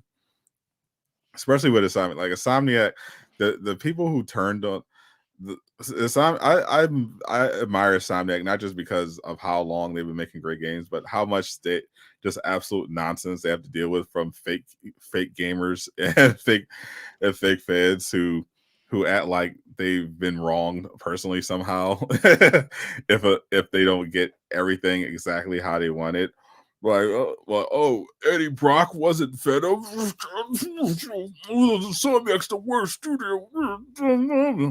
It's come on. Oh, you have black people in this game. Oh, no, it's like, come on. What are you talking about here? Like I really hope Rise of the Ronin isn't like a Soulsborne style game. I looked at the. Did you see the state of play? I For saw it? some of it, but So I watched the whole and streamed the whole state of play. Shout out to everyone who showed up except for the Spider-Man weirdos. And looking at the gameplay, the extended gameplay of Rise of the Ronin, it literally is Ghost of Tsushima with worse graphics and better traversal. okay. Well, I feel like Ghost of Tsushima was like it wasn't excessively hard. I Yeah, like the sword combat looked almost exactly like Ghost of Tsushima. Like the sword combinations, even switching sword stances to give you an advantage over different enemies, the parrying. It literally, like if you play Ghost of Tsushima, it looks like you'll easily be able to just slide right into this game. yeah, I like Ghost of Tsushima. And I love in the traversal you get like a glider thing that you could just whip out and just fly. It's awesome. I'm definitely looking forward to trying out Rise of the Ronin until Ghost of Tsushima 2 finally gets announced, which might be soon. Mr. Shockblast, what do you think of this? We had this report that I even covered. Came out of Reset Era.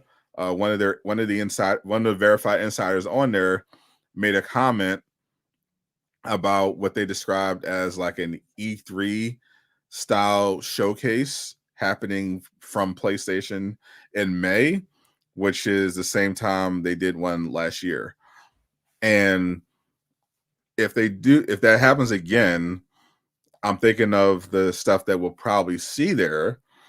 And I would imagine obviously we get an update on Metal Gear because that remake's supposed to be coming. But Ghost of Tsushima 2 official announcement. I've gotten confirmation that Ghost of Tsushima 2 is in fact in development. Nice. But I've also heard that Ghost of Tsushima, the PC port, the long-awaited PC port, is supposed to come out this year as well. It's been long overdue, but I'm hearing this is the year. So I would imagine if they do a PlayStation showcase, we would potentially get both the Ghost of Tsushima 2 announcement and the Ghost of Tsushima PC port release date. I hate it when I like save a file and I don't know where I saved it to. Boomer moments. Yeah, but like I specifically feel like I put this certain one aside so that I could access it at any point. But I'll get there. Listen, I got the huge Jin Sakai back there. You know, I'm a massive fan of Ghost. Like I just love that. It's my favorite PlayStation game of all time. It was so good it made him betray Xbox. Where are you? Where are you? And I think that's going to be probably one of the highlights of the night. The other one, the highlight for me actually, besides Spider-Man 2 for the last PlayStation showcase, was another kind of samurai era type of game, which is Phantom Blade Zero. And that's also getting an update this year. They're doing an anime, which I know you're very excited for, and the anime looks great. They did a trailer for that, but also we're getting a playable demo of Phantom Blade Zero this year. So the PlayStation Showcase could have Ghost of Tsushima 2, the Ghost of Tsushima PC, and the Phantom Blade Zero Phantom demo drop. that would be lit already. But outside of that, do you think that would be the time where we get the Spider-Man 2 DLC announcement? In May? Yeah, because we're already getting a little bit in the form of like the new game plus update, new skins, everything like that. But the story DLC, that's the thing that people have been waiting for. And now my only thing would be that because Insomniac has been kind of turned around by the cyber attack and a lot of stuff got delayed, would they announce? Are they potentially far enough along to announce the DLC? I think that's possible still, because I've heard Tony Todd like early last year was talking about this 2024 project that he was working on. Shout out to Deeper Depths. He later got confirmation from Najee Jeter that the 2024 project he was working on was also being worked on by Najee and Yuri. So it sounds like it was very much a Spider-Man and 2 thing. There's Jay flexing his meeting with the Daisuke Suji, aka Jin Sakai. With his Funko Pop. We sword fought. Anyway, the most wholesome sword fight Jay has had in years. Paused. Anyway, you served it up there. I had to drop it. I literally had that photo saved somewhere and I couldn't find it anywhere. Should have had it framed on your wall. Yeah, I don't disagree. He was so nice. He looks nice. Yeah. I think he was like shocked that anybody came to see him. I mean, Japanese people tend to be very humble. Yeah, he wasn't there the first day that like he got delayed, and so like I didn't want to go the second day, so I drove my brother down and he met his friend there, but I got out. I had my all access pass, so I went in, just met him while my brother drove around the block twice, and then got the picture, got the thing signed, walked right back out and got in my car, gave him my pass. He went in and got a ride home with his friend, and I just drove home. And Jay was moved to tears. He was so happy. I was happy. I have a statue of the guy. So absolutely. So obviously, Ghost of Tsushima 2 announcement would be incredible. But I think it's possible. I think it's likely actually we get the story DLC announcement. I think this would have been definitely the year we got like a big Wolverine update, but because of certain events, I I don't think that's going to happen now, but maybe later they'll announce something. One of their they want to announce another game that they have cooking up. And that could be a thing, but I think more likely it's going to be a situation where they are going to have the DLC, and maybe they'll announce one other game, but I'm going to go more conservative because of how they've kind of been trying to play catch up. Yeah. But Wolverine, I think, is definitely no longer on the table. Yeah, I listen, I don't care when they show stuff. It doesn't matter to me anymore. Like when they're ready to show it, they're gonna show it, and we'll just take it when it comes.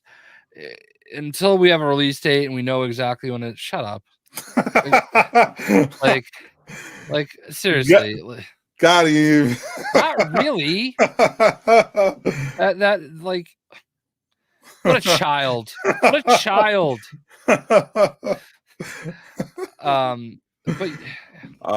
we're definitely clipping that. How? Like, are we doing it like because you're like 12-year-old? He did come. Cope. I mean, Jay, you literally take it as they like. Come on, you said that. Listen, this is because I skill issued you the other night. Yeah, sure. Take it as they come, Jay. As they come all over. We're clipping it.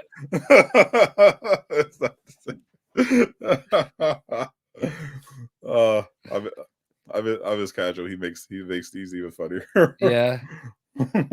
Yeah, I think he would have given you the side glance. Like he would have laughed. I have not heard of a Calendar Man Easter egg, but I did see that Maniac Arkham verse. I think that's what he's talking about. Yeah, I thought you meant you said Calendar Man. I was like, Calendar Man.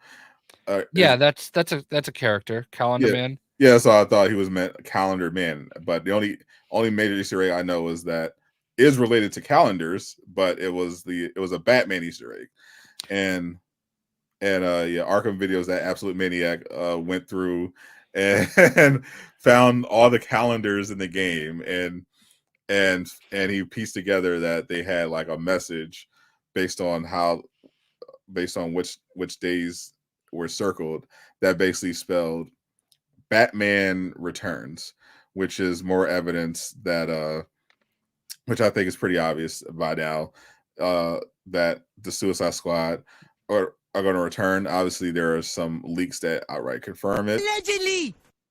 But if you strictly go by the clues in the game, there are plenty of clues that point to the Suicide Squad not actually being dead. I think the best example is the Green Lantern death scene. There are many hints in that particular scene that the Green Lantern we kill is not the real Green Lantern. That's just the reality. Like they make a big point of emphasis that the reason why they're fighting, one of the main reasons they're fighting Green Lantern, is because he's protecting Brainiac's ship with his shield. So they want to bring down Green Lantern so that they can make Brainiac's ship vulnerable. So we defeat Green Lantern, but the ship is the shield. His shield around the ship is still active. So then they shoot him in the head. Deadshot shoots him in the head.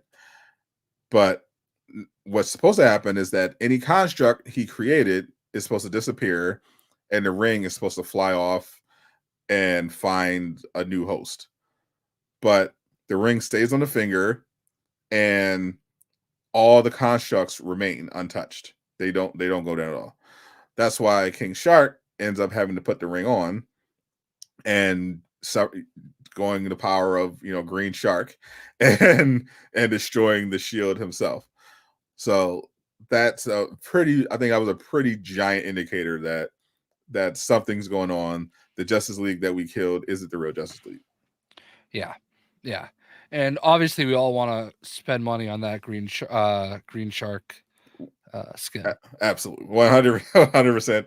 If that pops up in the shark, I'm spending that on. I'm getting my Lex coin. I'll have to buy it manually because On site. they still haven't given me my 2,000 Lex coin they owe me. I heard there's a fix for that coming. Yeah, Or implemented in the game. I agree. I actually had a thought that like, all right, so you give King Shark Green Lantern, right? Right. Give Harley Quinn like Star Sapphire, give Captain Boomerang the Orange Lantern, because that's avarice, and Captain Boomerang's kind of greedy. And then give Deadshot like you can give him Red Lantern, but you could also probably I don't know what emotion would you think Deadshot would elicit? I mean, he's just cool. Yeah, but like I feel like I don't know if rage is really his thing. I don't really think of him as being mad. He's only mad when it comes to Green Lantern. Like Yeah. and I'd be mad too if I had some arrogant asshole calling me convict all the time. Yeah, I wouldn't really think of him as fear. I actually do think he is a little hopeful. Like Yeah. of the group he really is, so he might be more of a Blue Lantern. Yeah, he is a father. Yeah. He's big on that. But I could also see him being a Green Lantern because I do feel like he has a lot of willpower. So I don't know. But like it would be kind of cool if they like figured out like Just give them all green, or just at least you give them all Green Lantern outfits. Yeah, I mean, I'd be fine if they all just got Green Lantern outfits too, but I was trying to find a way to make Deadshot a Red Lantern. Yeah, of course. I mean, the community team is pretty active. Why don't you throw that suggestion out there? Yeah, seriously. I honestly had no idea that Axel followed me, the game director. I mean, And not surprised. You literally pay his salary. well, yeah, I guess. But yeah, I was very surprised because like all I did was I tweeted out that I got all my characters to 30 finally, and he like responded asking me genuine questions about my opinion. And I was like, ooh, let me send this to group chat. You guys might want to get in on this because I didn't know if you would see it otherwise. And he like he had genuine, like it really felt like he was listening, and like he went back and forth with you quite a bit. Yeah. I feel like he got a lot out of the conversations today. Yeah, because for those that don't know, they're dropping a patch to address a bunch of the most reported issues. And one of the things they were mentioning is that they were going to adjust a fix that's mainly affecting the end game, the encouragement missions. There is currently, if you look at the leaderboards, every top player is basically using the same build. They're using a burn build. And that's because when it comes to higher mastery tiers, the health of the enemies scale so high that every other build is pretty much useless. But the only thing that works happens to be burn, because there's an issue with burn where the damage of burn scales infinitely. So that's why you have people doing hundreds of millions, billions of damage, literally, with the fire builds, because that's the only thing that actually works. So they're going to make several fixes. They're going to nerf. First of all, they're going to nerf the burn so it doesn't scale infinitely.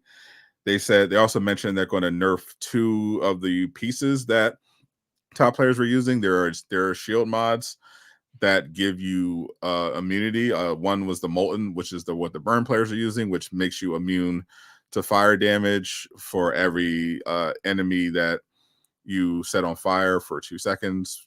And that can stack up. And then there's the turtle, which gives you 5 seconds of immunity when you do a traversal attack. And they also mentioned they're going to do something about the health of the enemies. So my concern was that, first of all, the turtle doesn't work properly. Neither does the molten shield mod. Both of them, a lot of the defensive mods are very inconsistent in how they work, and damage reduction in general is pretty broken. Like, no matter how much you spec in a damage reduction, if you play high mastery levels, you're going to get one shot no matter what you do. That's why they were trying to use those pieces that give you complete immunity to damage, because damage reduction doesn't do anything at all. Your best bet is to just avoid getting hit altogether. And which is impossible. Right. So, and if you have and I can pull it off with my, for the most part, with my infinite traversal boomer build, but even then there are going to be times where you're going to get hit on certain levels, and it's just a problem. So I wanted to make sure that he understood, like, there's a bigger problem. Like, damage reduction is broken, some of these perks don't work, and the bigger problem wasn't just that, burn was powerful. It was just the fact that enemy health was just unreasonably high and nothing else worked. So as a general rule, also, when it comes to games like this, you don't want to, especially early on, make a habit of nerfing builds unless there's something that's legitimately just out of hand that just makes it just completely broken, because that can this Outriders fell into this trap early on. It's like the optics are always pretty bad when you have like other big problems. Like Outriders, when it launched, was a complete disaster. Like, not only could most people on day one not even log into the game, but a bunch of people who could and grinded had all of their gear erased by the server. So that was a problem. But a week after that disastrous launch, we got an announcement that they were nerfing one of the builds because a couple streamers had been managed to solo one of the end game missions, which were meant to be played solo, but also they went, I guess they thought everyone was just going to play multiplayer, and they thought it was too soon. Now, in retrospect, and even at the time, the build wasn't that OP, like, at all. It was good, it was powerful, but it was pretty fair. The only OP thing was a defensive mod that was glitched because it was supposed to give you temporary vulnerability, but it kind of made you mostly invulnerable. But the only reason people were using that mod is because overall damage reduction was completely broken. So if you played at high levels, you were just going to die no matter how much you spec into defense.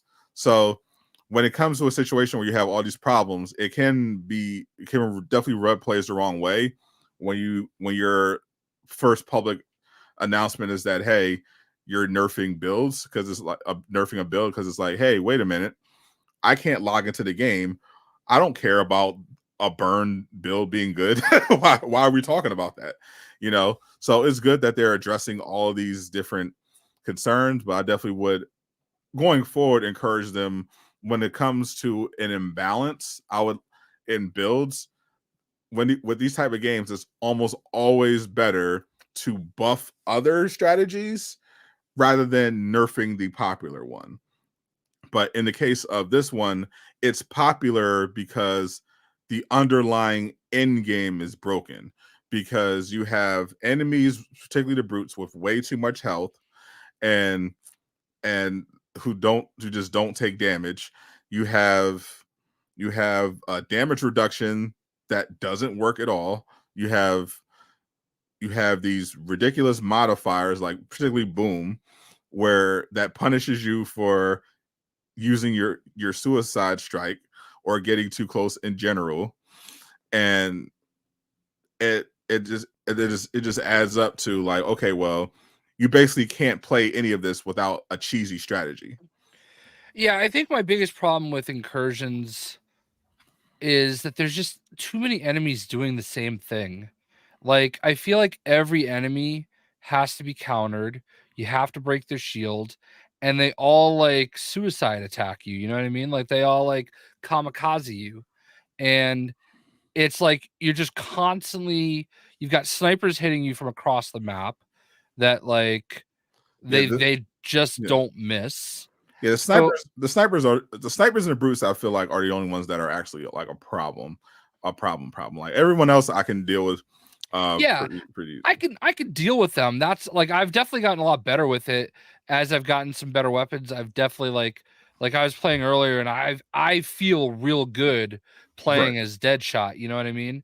And I just feel like the brutes, like, even if you could just get away from them in time, but like sometimes like the flash ones just like out of nowhere, they're just on you, you Yeah, know? even when you stop time, like, Right. they're still running at super speed. Yeah, so it's like, and I don't. I'm gonna be honest, I don't understand their health meter. Like, I feel like their health meter, you destroy it like Yeah, it's supposed. 10 times. I've heard it's supposed to have. They're supposed to have 3 bars of health, but They definitely have way more than that. when I've burned through 5 sometimes, and they're still there. Yeah, so, like, there's just no consistency to that. And I think that's like my biggest issue is the brutes. They feel like they have way too much life, Yeah, you know. like And if you're literally doing 900 million damage, yeah, and the brutes that's aren't dead, insane, and the brutes still aren't dying, you have burn isn't the problem. right? Yeah, like I did a few things like earlier. I was like, oh, 92 million, 92 million, 92 million, like for hitting my like burn, like what do you call it? The thing where the ivy gives you. Affliction. Yeah, like I hit my burn affliction, and then it's like 92 million, 92 million, 92 million. And it's like that's a lot of damage when I'm hitting them normal and it's only doing like 6k, you know? Like with nothing, just hitting them in the foot, you know?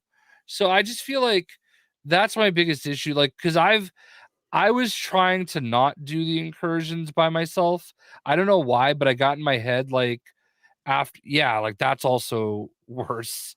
Yeah, Uh yeah, we yeah. had that happened to us. Yeah, Like the range literally makes no sense. yeah, I'm far enough.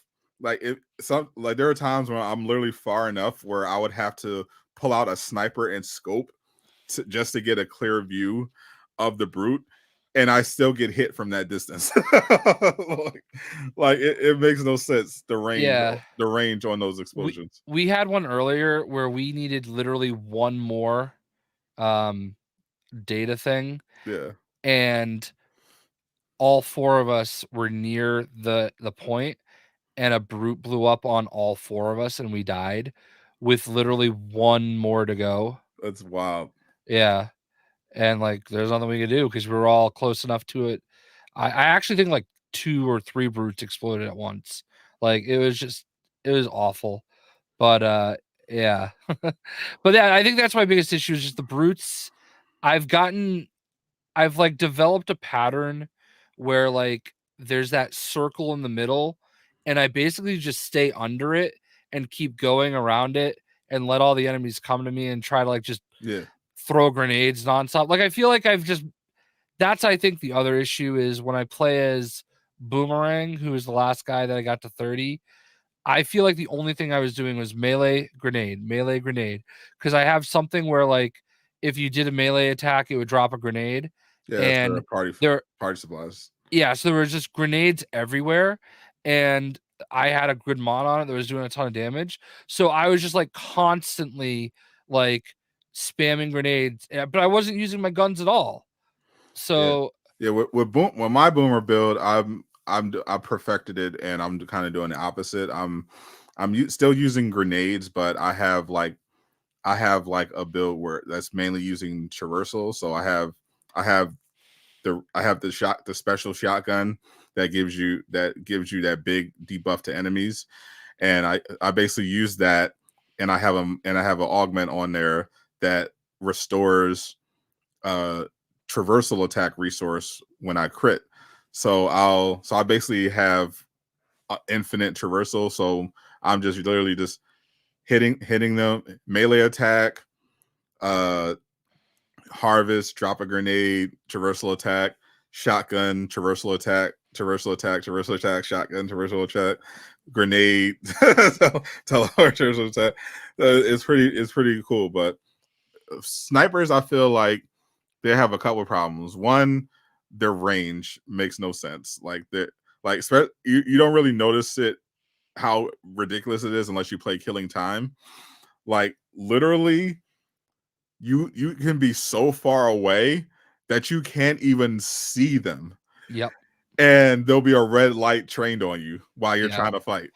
And it never and it's almost like they programmed the snipers to literally always see you, even through Yes, buildings. and Like they they only can never target you, not see you.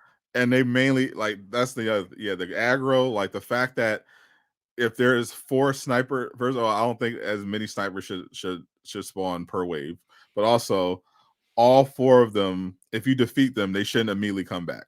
But also, all 4 of them should not always train their their sights on you every You time. specifically when you have 3 other people. Yeah, it gets pretty silly. And the other bad thing is that when you dodge them and close the gap, and you hit them, you should be rewarded by stopping them. But Yeah. what happens is, unless you hit them with a counter, if you unless you're able to quickly hit them with like a suicide strike, They they're automatically teleport. going to teleport. Yeah. I have a perk on, like when I had a talent on Boomer that when you do a melee attack, it causes enemies to get frozen in the air. I literally teleported to a sniper, hit him before he could move. He glowed the blue briefly, which indicates that he was slowed, and then just teleported. Like Yeah. I've literally had snipers teleport while I'm hitting them with the traversal attack. Yeah. Yeah, that's the snipers are a little much for sure. I've actually stopped countering them because I carry an assault rifle and a sniper rifle on Deadshot. I just shoot them because like if you just if you hit them, they won't like shoot. They won't laser you. Like they do stagger a little bit. Yeah, So Deadshot's. I found he's like it's the easy. They're the easiest to deal with Deadshot, especially if you have the Bizarro sniper rifle, because if you just shoot them in the head, they'll probably die because that gun's so strong. But for everyone else, it's a pain. It's just a whole thing. plus it's easier to like to hover. Yeah, So like I'll just go up and I'll hover and I'll just fixate on them because I feel like when I'm in hover mode, the ones that like kind of kamikaze you don't go after you yeah, as much. as much. It's definitely better. But when you're But on the ground, you'll be like zooming and then they'll just charge at you, you know? yeah, it gets absolutely insane. So I think those definitely need to be. But if they fix all this, then it would be so much better. Like the game would be so, because those are the main things. Like that's why I've mentioned to Axel that people care, because there's a really good game here. There's like a really good core. There's a reason, like, you're not alone. Like when you wake up, you're like, oh man, I want to hop on Suicide Squad. Even there's something here, and we haven't even gotten to season 1 yet. Yeah. So if they can fix all this stuff and improve, like he even mentioned, he even did the eye emoji in response to Lejeune, when Lejeune posted that idea he had about making the boss battles drop like exclusive boss weapons and gear. Like he used like Green Lantern, for example. Like you do a Green Lantern fight and it drops like a special Green Lantern, like have a whole like Justice League and Brainiac set or something. And like if you beat Green Lantern, there's a chance that you get the special Green Lantern exclusive gun with like 4 augments instead of 3. To give people an incentive to actually play those battles, because there's really not an incentive, because let's be honest, those boss battles aren't very good. I misunderstood the Brainiac boss battle. I thought we had to just beat him 13 times. I didn't realize that like the next boss battle, which is gonna like be Superman or Green Lantern, like for the season 1. Mhm. I didn't realize each one was a different Brainiac variant. So that was because Willie and I, actually Navaflow is with us. All right. Right. So we went and we did on Mastery 44. We went into the Brainiac boss battle and we were just doing no damage. And then Nava crashed and it was just me and Willie. And just dropping from 3 players to 2, the way that the game factors in damage, we just started melting him. And then Willie noticed after that if you go to like the Brainiac boss battle, we were like ranked 33 in the world for doing it on 44 mastery for no reason at all. I know why we're that high, because there's literally no reason to do that boss battle at mastery 44. So Yeah, or at all. Like as soon as Yeah, the first time you do it, like that's it. Like you just do it for the completion's sake and then move on. Because it's not because it's honestly it's not fun and it's not rewarding. yeah. I thought that we had to do it 13 times, and I thought there was an achievement attached to it, which is the real reason I was doing it. I knew it. All right, you beat that Brainiac. All right, he's done. So now we wait for the season Yeah, one update. But uh, much rather do a Green Lantern fight again than or Superman because Superman and Green Lantern are the only fights that I was like, okay, these are okay, but still the underlying problem with the boss fights is that they force you to only play one way.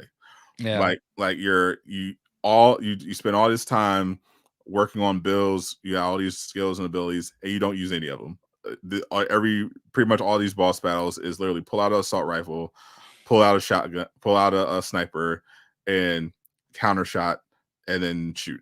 Like no grenades, no traversal attacks, no melee. It's literally just pull out your long distance weapon, jump around and shoot. That's the entire thing, and that's not particularly fun or interesting. So I hope they can change that in the future. I'm looking forward to because I'm looking forward to definitely looking forward to the playable characters. They dropped a spoiler while I was playing today. They Brainiac accidentally when I was playing Boomer and one of the incursions, he Brainiac accidentally called me Freeze. So Oh, so I think we can safely assume that Freeze is coming. Allegedly. Obviously, Miller has the full details and all that, but yeah, even in game, sometimes get accidental audio where they'll refer you to as someone else who's not in the yeah. game yet.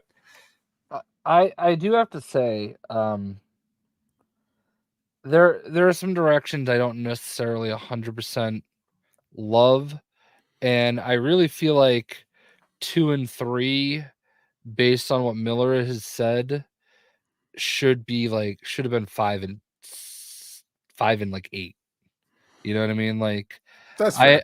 I understand what they're doing. I really feel like out the gate they should have done heavy hitters. Or maybe one of them should have been like See, I'm excited for yeah. two, even though I like the power set. That idea of two is really cool, but the character they chose, yeah, I definitely think should have come later. I think Maybe out of only done one of them year 1 and the other one year 2. I think it definitely should have been one is fine, Joker is fine, but I think the two should have been the four. Uh do you want to know what the trick is? Don't do it. Yeah, don't run I with four definitely people. don't do it with 4. Don't do it with I four people. with 2 people we were able to we were able to get through it, but for whatever reason above 2 people we were not doing damage. And honestly the only reason we did any damage is because one of the Brainiac clones froze in up against the out of bounds, so we just stood there and shot him in the head over and over again. Like it was cheesy, but once Nava dropped out, we were able just to attack any Brainiac. So, but we kept shooting the one that was not moving. So you cheating, basically. I mean, hey, listen, they did it, not me. Like I didn't cause him to. I didn't do anything for him to freeze like that. Oh, Sure. you know what was also the worst? We were in an incursion earlier, and one of the people died, and they died like right on the ledge and just hovered in place dead, so you couldn't revive them. Like Oh, there was it because they were technically in the air, but there was no button to revive them. I literally think that's happened to me before when I Yeah, play multiplayer. One of my and team got caught. when these things happen in Avengers, it was annoying, but it's not. I feel like it's not as bad. Like I know there are a lot of bugs that suck, but I just don't feel the same way as I did when it was Avengers. Yeah, I think it's because not only do we like have a very clear vision of the future, like the power of a roadmap, and Roadmap? and actual communication. But the activities feel rewarding. Like like the problem with the Avengers, especially early on, was that it didn't seem like there was a plan. There was no end game.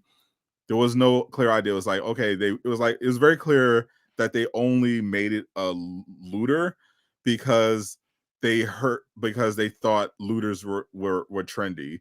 And it's clear that they threw it in the game with no like real plan. Because the best, as I mentioned before, like on Twitter, the actual, in response to that terrible IGN hit piece, the best farming for Avengers was literally flying to the snowy tundra, opening a chest, avoiding combat, and leaving, and doing it again. Like that was the end game loop in Avengers. Whereas, yeah, you want to have more than 3 incursion missions eventually, and we will, but it's like it's like a clear system. It's like, okay, you run these 3 missions and you can get this really powerful set of gear, and you can not only get the gear, but it has 3 different tiers with different perks and strengths and weaknesses that you can all get through these 3 missions. And then you can get resources and other really good gear randomly by also just playing the regular stuff that's out in the city. And because there are some really good legendaries and notorious weapons that people can use. And it's like, it felt like there's like a real plan, like a real loop. Like you play this stuff and you're getting rewarded with a ton of resources, a ton of gear. Whereas it felt like with Avengers, when you played the mission, it was doubly frustrating because at the end of the mission you're getting jack shit. And on top of that, enemies are falling through the floor. Yeah, 2 things that answer Megasith's question. I think you just get extra XP. So you're gonna get more XP playing on the harder difficulty through the campaign, and I think you might get more resources. Yeah. So the way it works is that once you beat the campaign, it unlocks they call them invasion levels. They're basically world tiers. If you play a game like Outriders, basically extra levels of difficulty, and each level of difficulty gives you a multiplier on the amount of XP that you gain and the amount of resources that you gain, while also enabling you to have a chance to get better gear, more exclusive gear drops. So at the highest, I think the highest is 5 in level 5. That's where I'm at, and you get pretty crazy multipliers. So basically, I think if you played it, say on like the normal difficulty, which I think is sweating bullets, that's the normal highest difficulty. If you did like if you had played like an incursion, you might get like, I don't know, 10,000 XP for doing it. Whereas at level 5, I'm getting like 89,000 XP per run. And now and before, you used to have to run a bunch of those missions to get enough promethium to pay for the incursions. Now just one mission, because of the multiplier of being on in level 5, every mission is either, as the lowest I've seen rewards for promethium for just a normal mission in the world is 700, and as high as over 1,000. If the sun hits your ass, so you on Thursday, you get 1% crit chance at elemental attacks. That's a very fair Avengers assessment. All right, NBA trade deadline, because I'm ready to get back to Suicide Squad. Yeah, fuck the Celtics. Are you like the guy we got from the Sixers? Like, who is? I don't know anything about him. Is he any good? Who'd you get from Sixers? A guy. I know you got Xavier I know you got Xavier Tillman, which pissed me off immediately. Why do you like him? He's actually a really good player. He's on Grizz. That's who you got from the Grizzlies. He's basically going to be your backup big. Yeah, we got Jaden Springer. He's nothing. But Xavier Tillman is like a really good player, and it fucking pissed me off that Grizzlies are doing a fire sale because they're taking. He was guarding Anthony Davis in the playoffs and like giving him nightmares. So Okay. yeah, he could also shoot a little bit. He's a really good player. Okay. And I absolutely hated that you just got him. Well, I mean, I feel like the moves that we just made our back end better. Yeah, you like just not a lot better, but like yeah, because you have the great core. Like it's just a matter of making sure you have like some backups. So, I did not like the Sixers did. I love Pat Bev. I thought he was great, and just trading him for Cameron Payne, I don't understand that at all.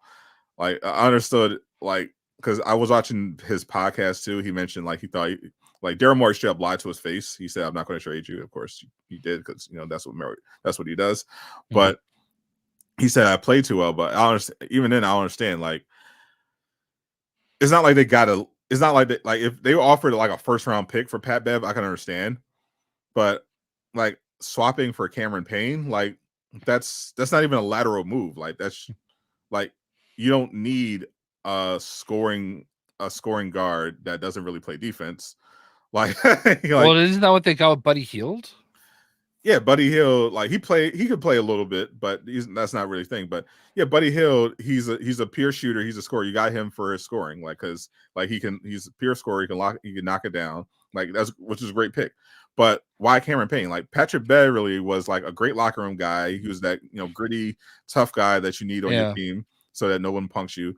And he was like a really great defender. Like that's why the Grizzlies made sure they got him because as soon as they hired Doc, he was like, "Oh well, gotta get Pat Bev over here," But Cameron Payne, he doesn't make them better, and because it'd be one thing if you were just if they was going to blow it up because they didn't think Embiid was coming back, but Cameron Payne's not that move you do when you're trying to blow it up.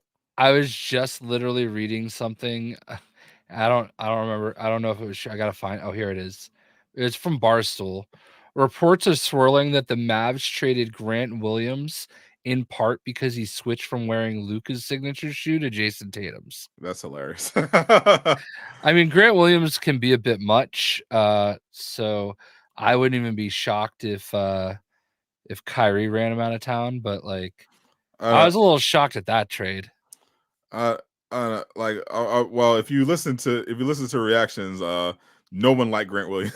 Yeah, no, I get that. Okay, because like obviously I watched him from his rookie year, and like he had that idiotic thing he did to Jimmy Butler.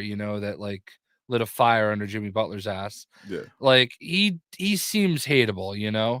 Yeah, but what they got back, I think getting PJ Washington and the dude from Washington was great for the Mavericks. Exactly what they needed. Like PJ, honestly people maybe know him from his unfortunate gold digger incident, but but he's a really good player. He's a big man who can spark it from three.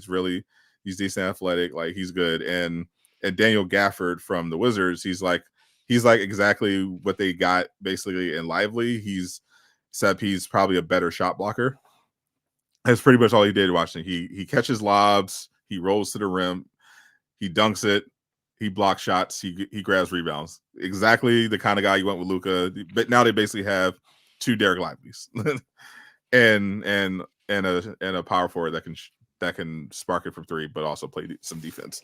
So who's 25 and on a fair deal. I might go to an NBA game next Thursday. Really? You're gonna brave it? Yeah, I'm not gonna be here next Friday. I can't really discuss where I'll be. Okay, it's top secret, chat. Yeah, there is an NBA game happening in the location I'll be the day I fly in. And if I can get tickets cheap enough, I think we can all agree though that the Bulls, what the fuck?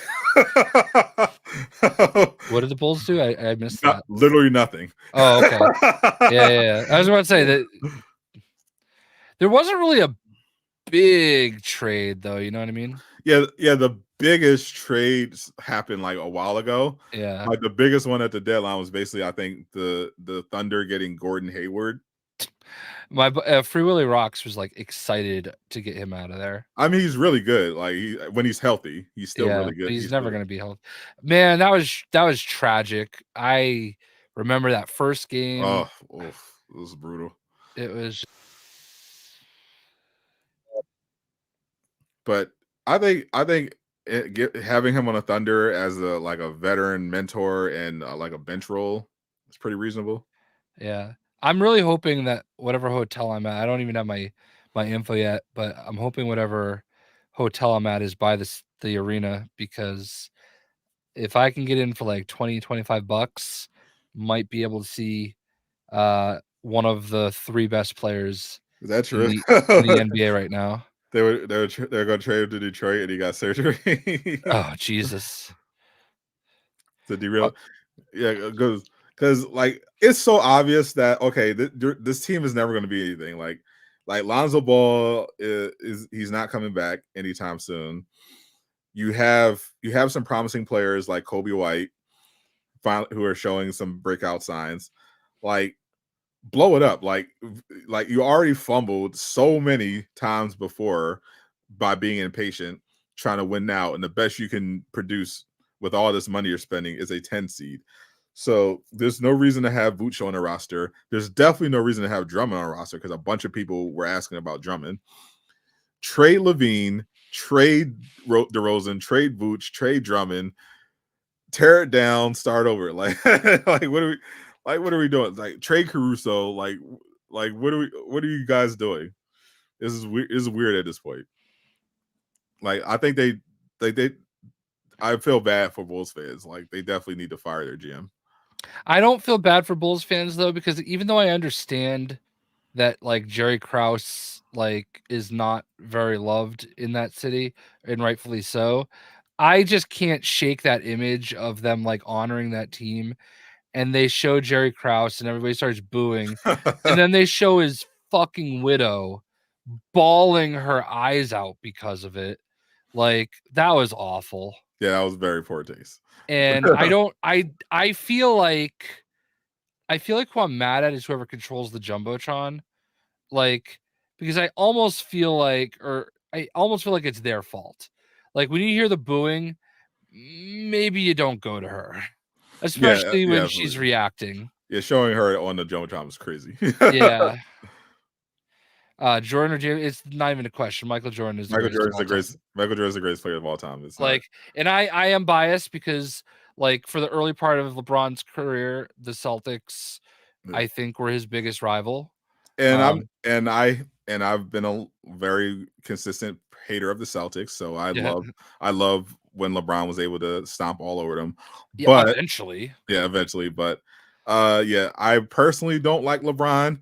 But I recognize that he's great. He is I think he's definitely. number 3. I might even put Kobe ahead of him. I would say LeBron is the second greatest player of all time. Like what he's doing at his current age is just absurd. Like you Yeah, just have to give it to him. But Michael Jordan's the greatest player of all time. yeah. I think Like, Michael Jordan could like lace him up right now and yeah, drop at least 20. yeah. Michael Jordan at his peak is better than LeBron James at his peak. Yeah. Period. Yeah.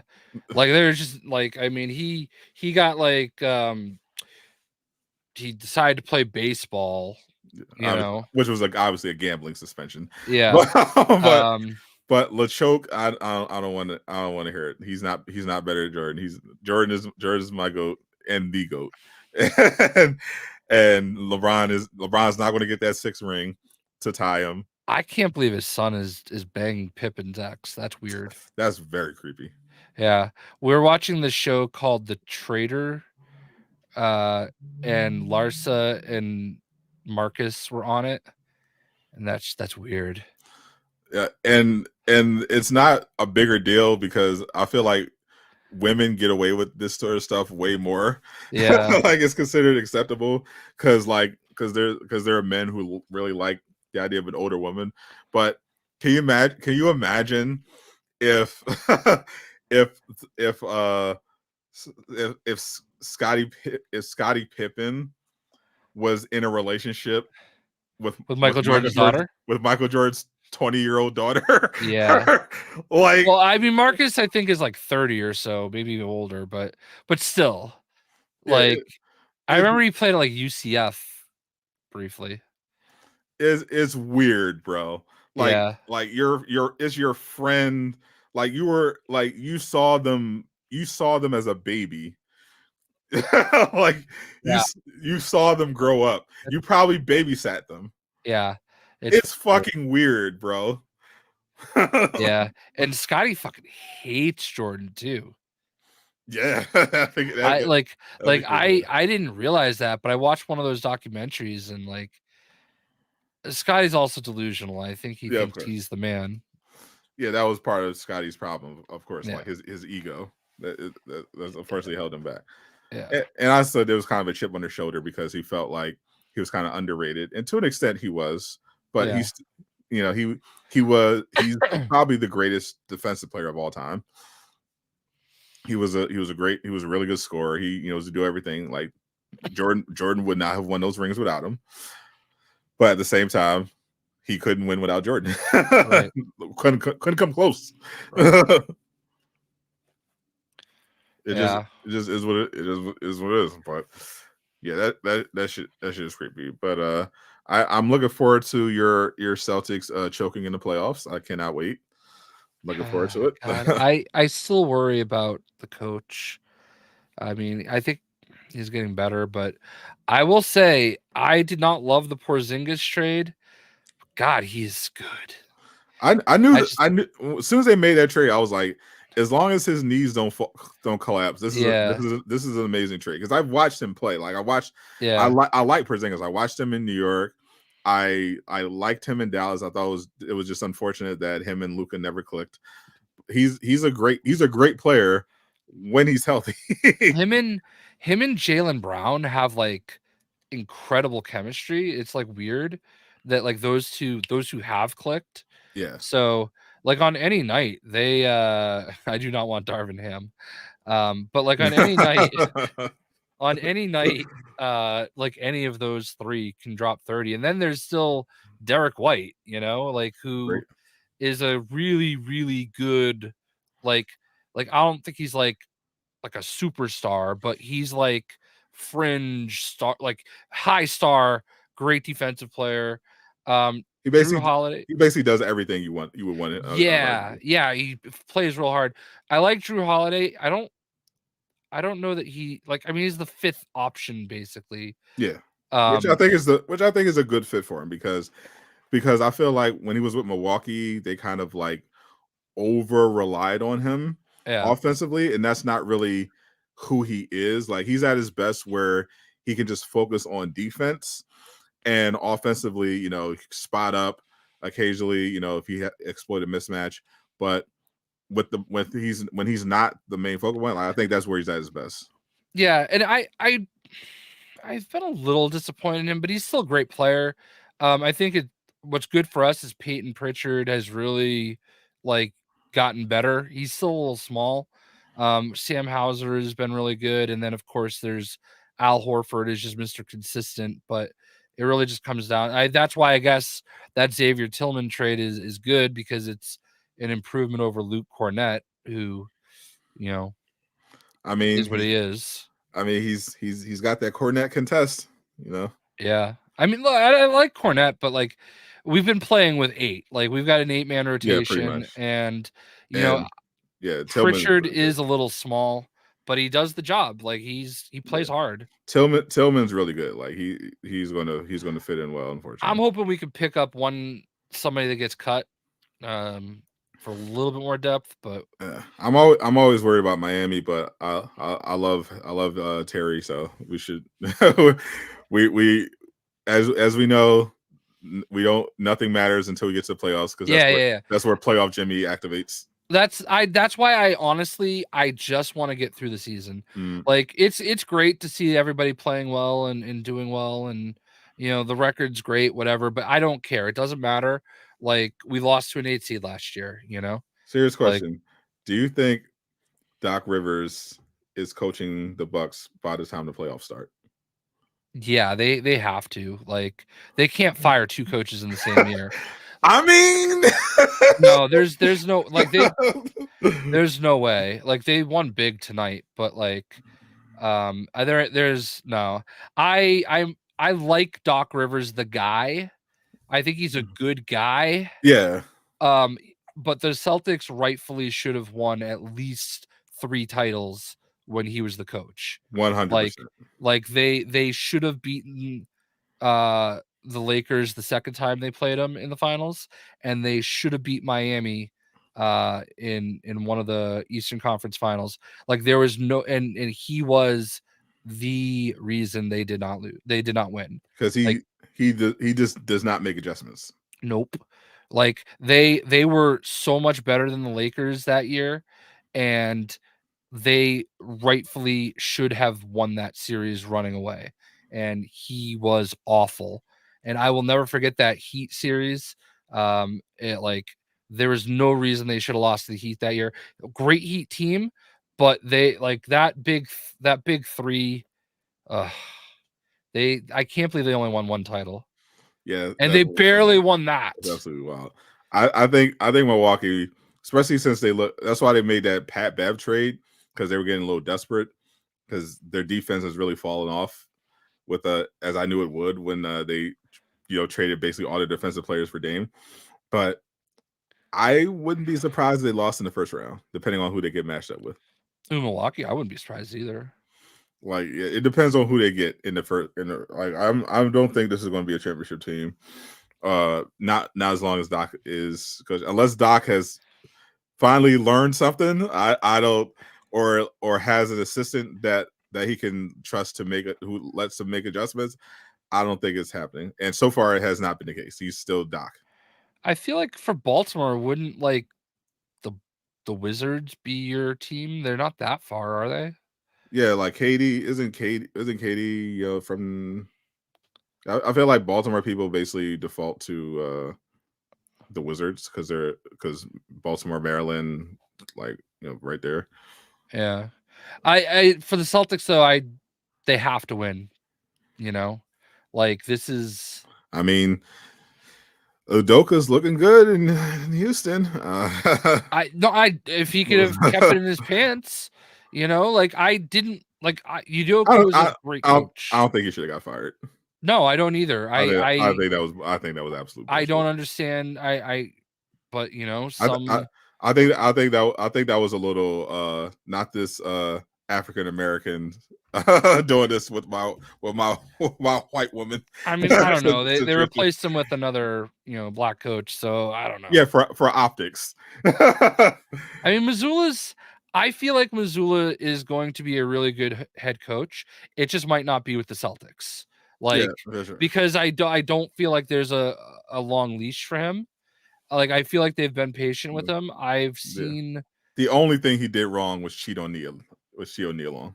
Yeah, I mean, yeah, it's like, I don't hate Missoula, but there are times I don't love Missoula. Which means I love Missoula. I hope he Yeah. I hope he coaches you forever. I think I understand why he's the coach, and I just hope. I feel like Jalen has made some good adjustments. I feel like he's taken another step, but like, they're not kids anymore, Like, Definitely not. It's time. Like, it's do or die. Yeah. Yeah. Clippers. Like, I don't, now that Sterling doesn't own the team anymore. I don't actually hate the Clippers. Like, they were always like a joke of the NBA, but the only really bad thing was that they were owned by him. But other than that, yeah, I have no problem with I like Tyronn Lue a lot. I'm big fans of Kawhi, Paul George, great podcast. Harden, I don't not thrilled about potentially Harden being rewarded for being a diva, Yeah. with a title.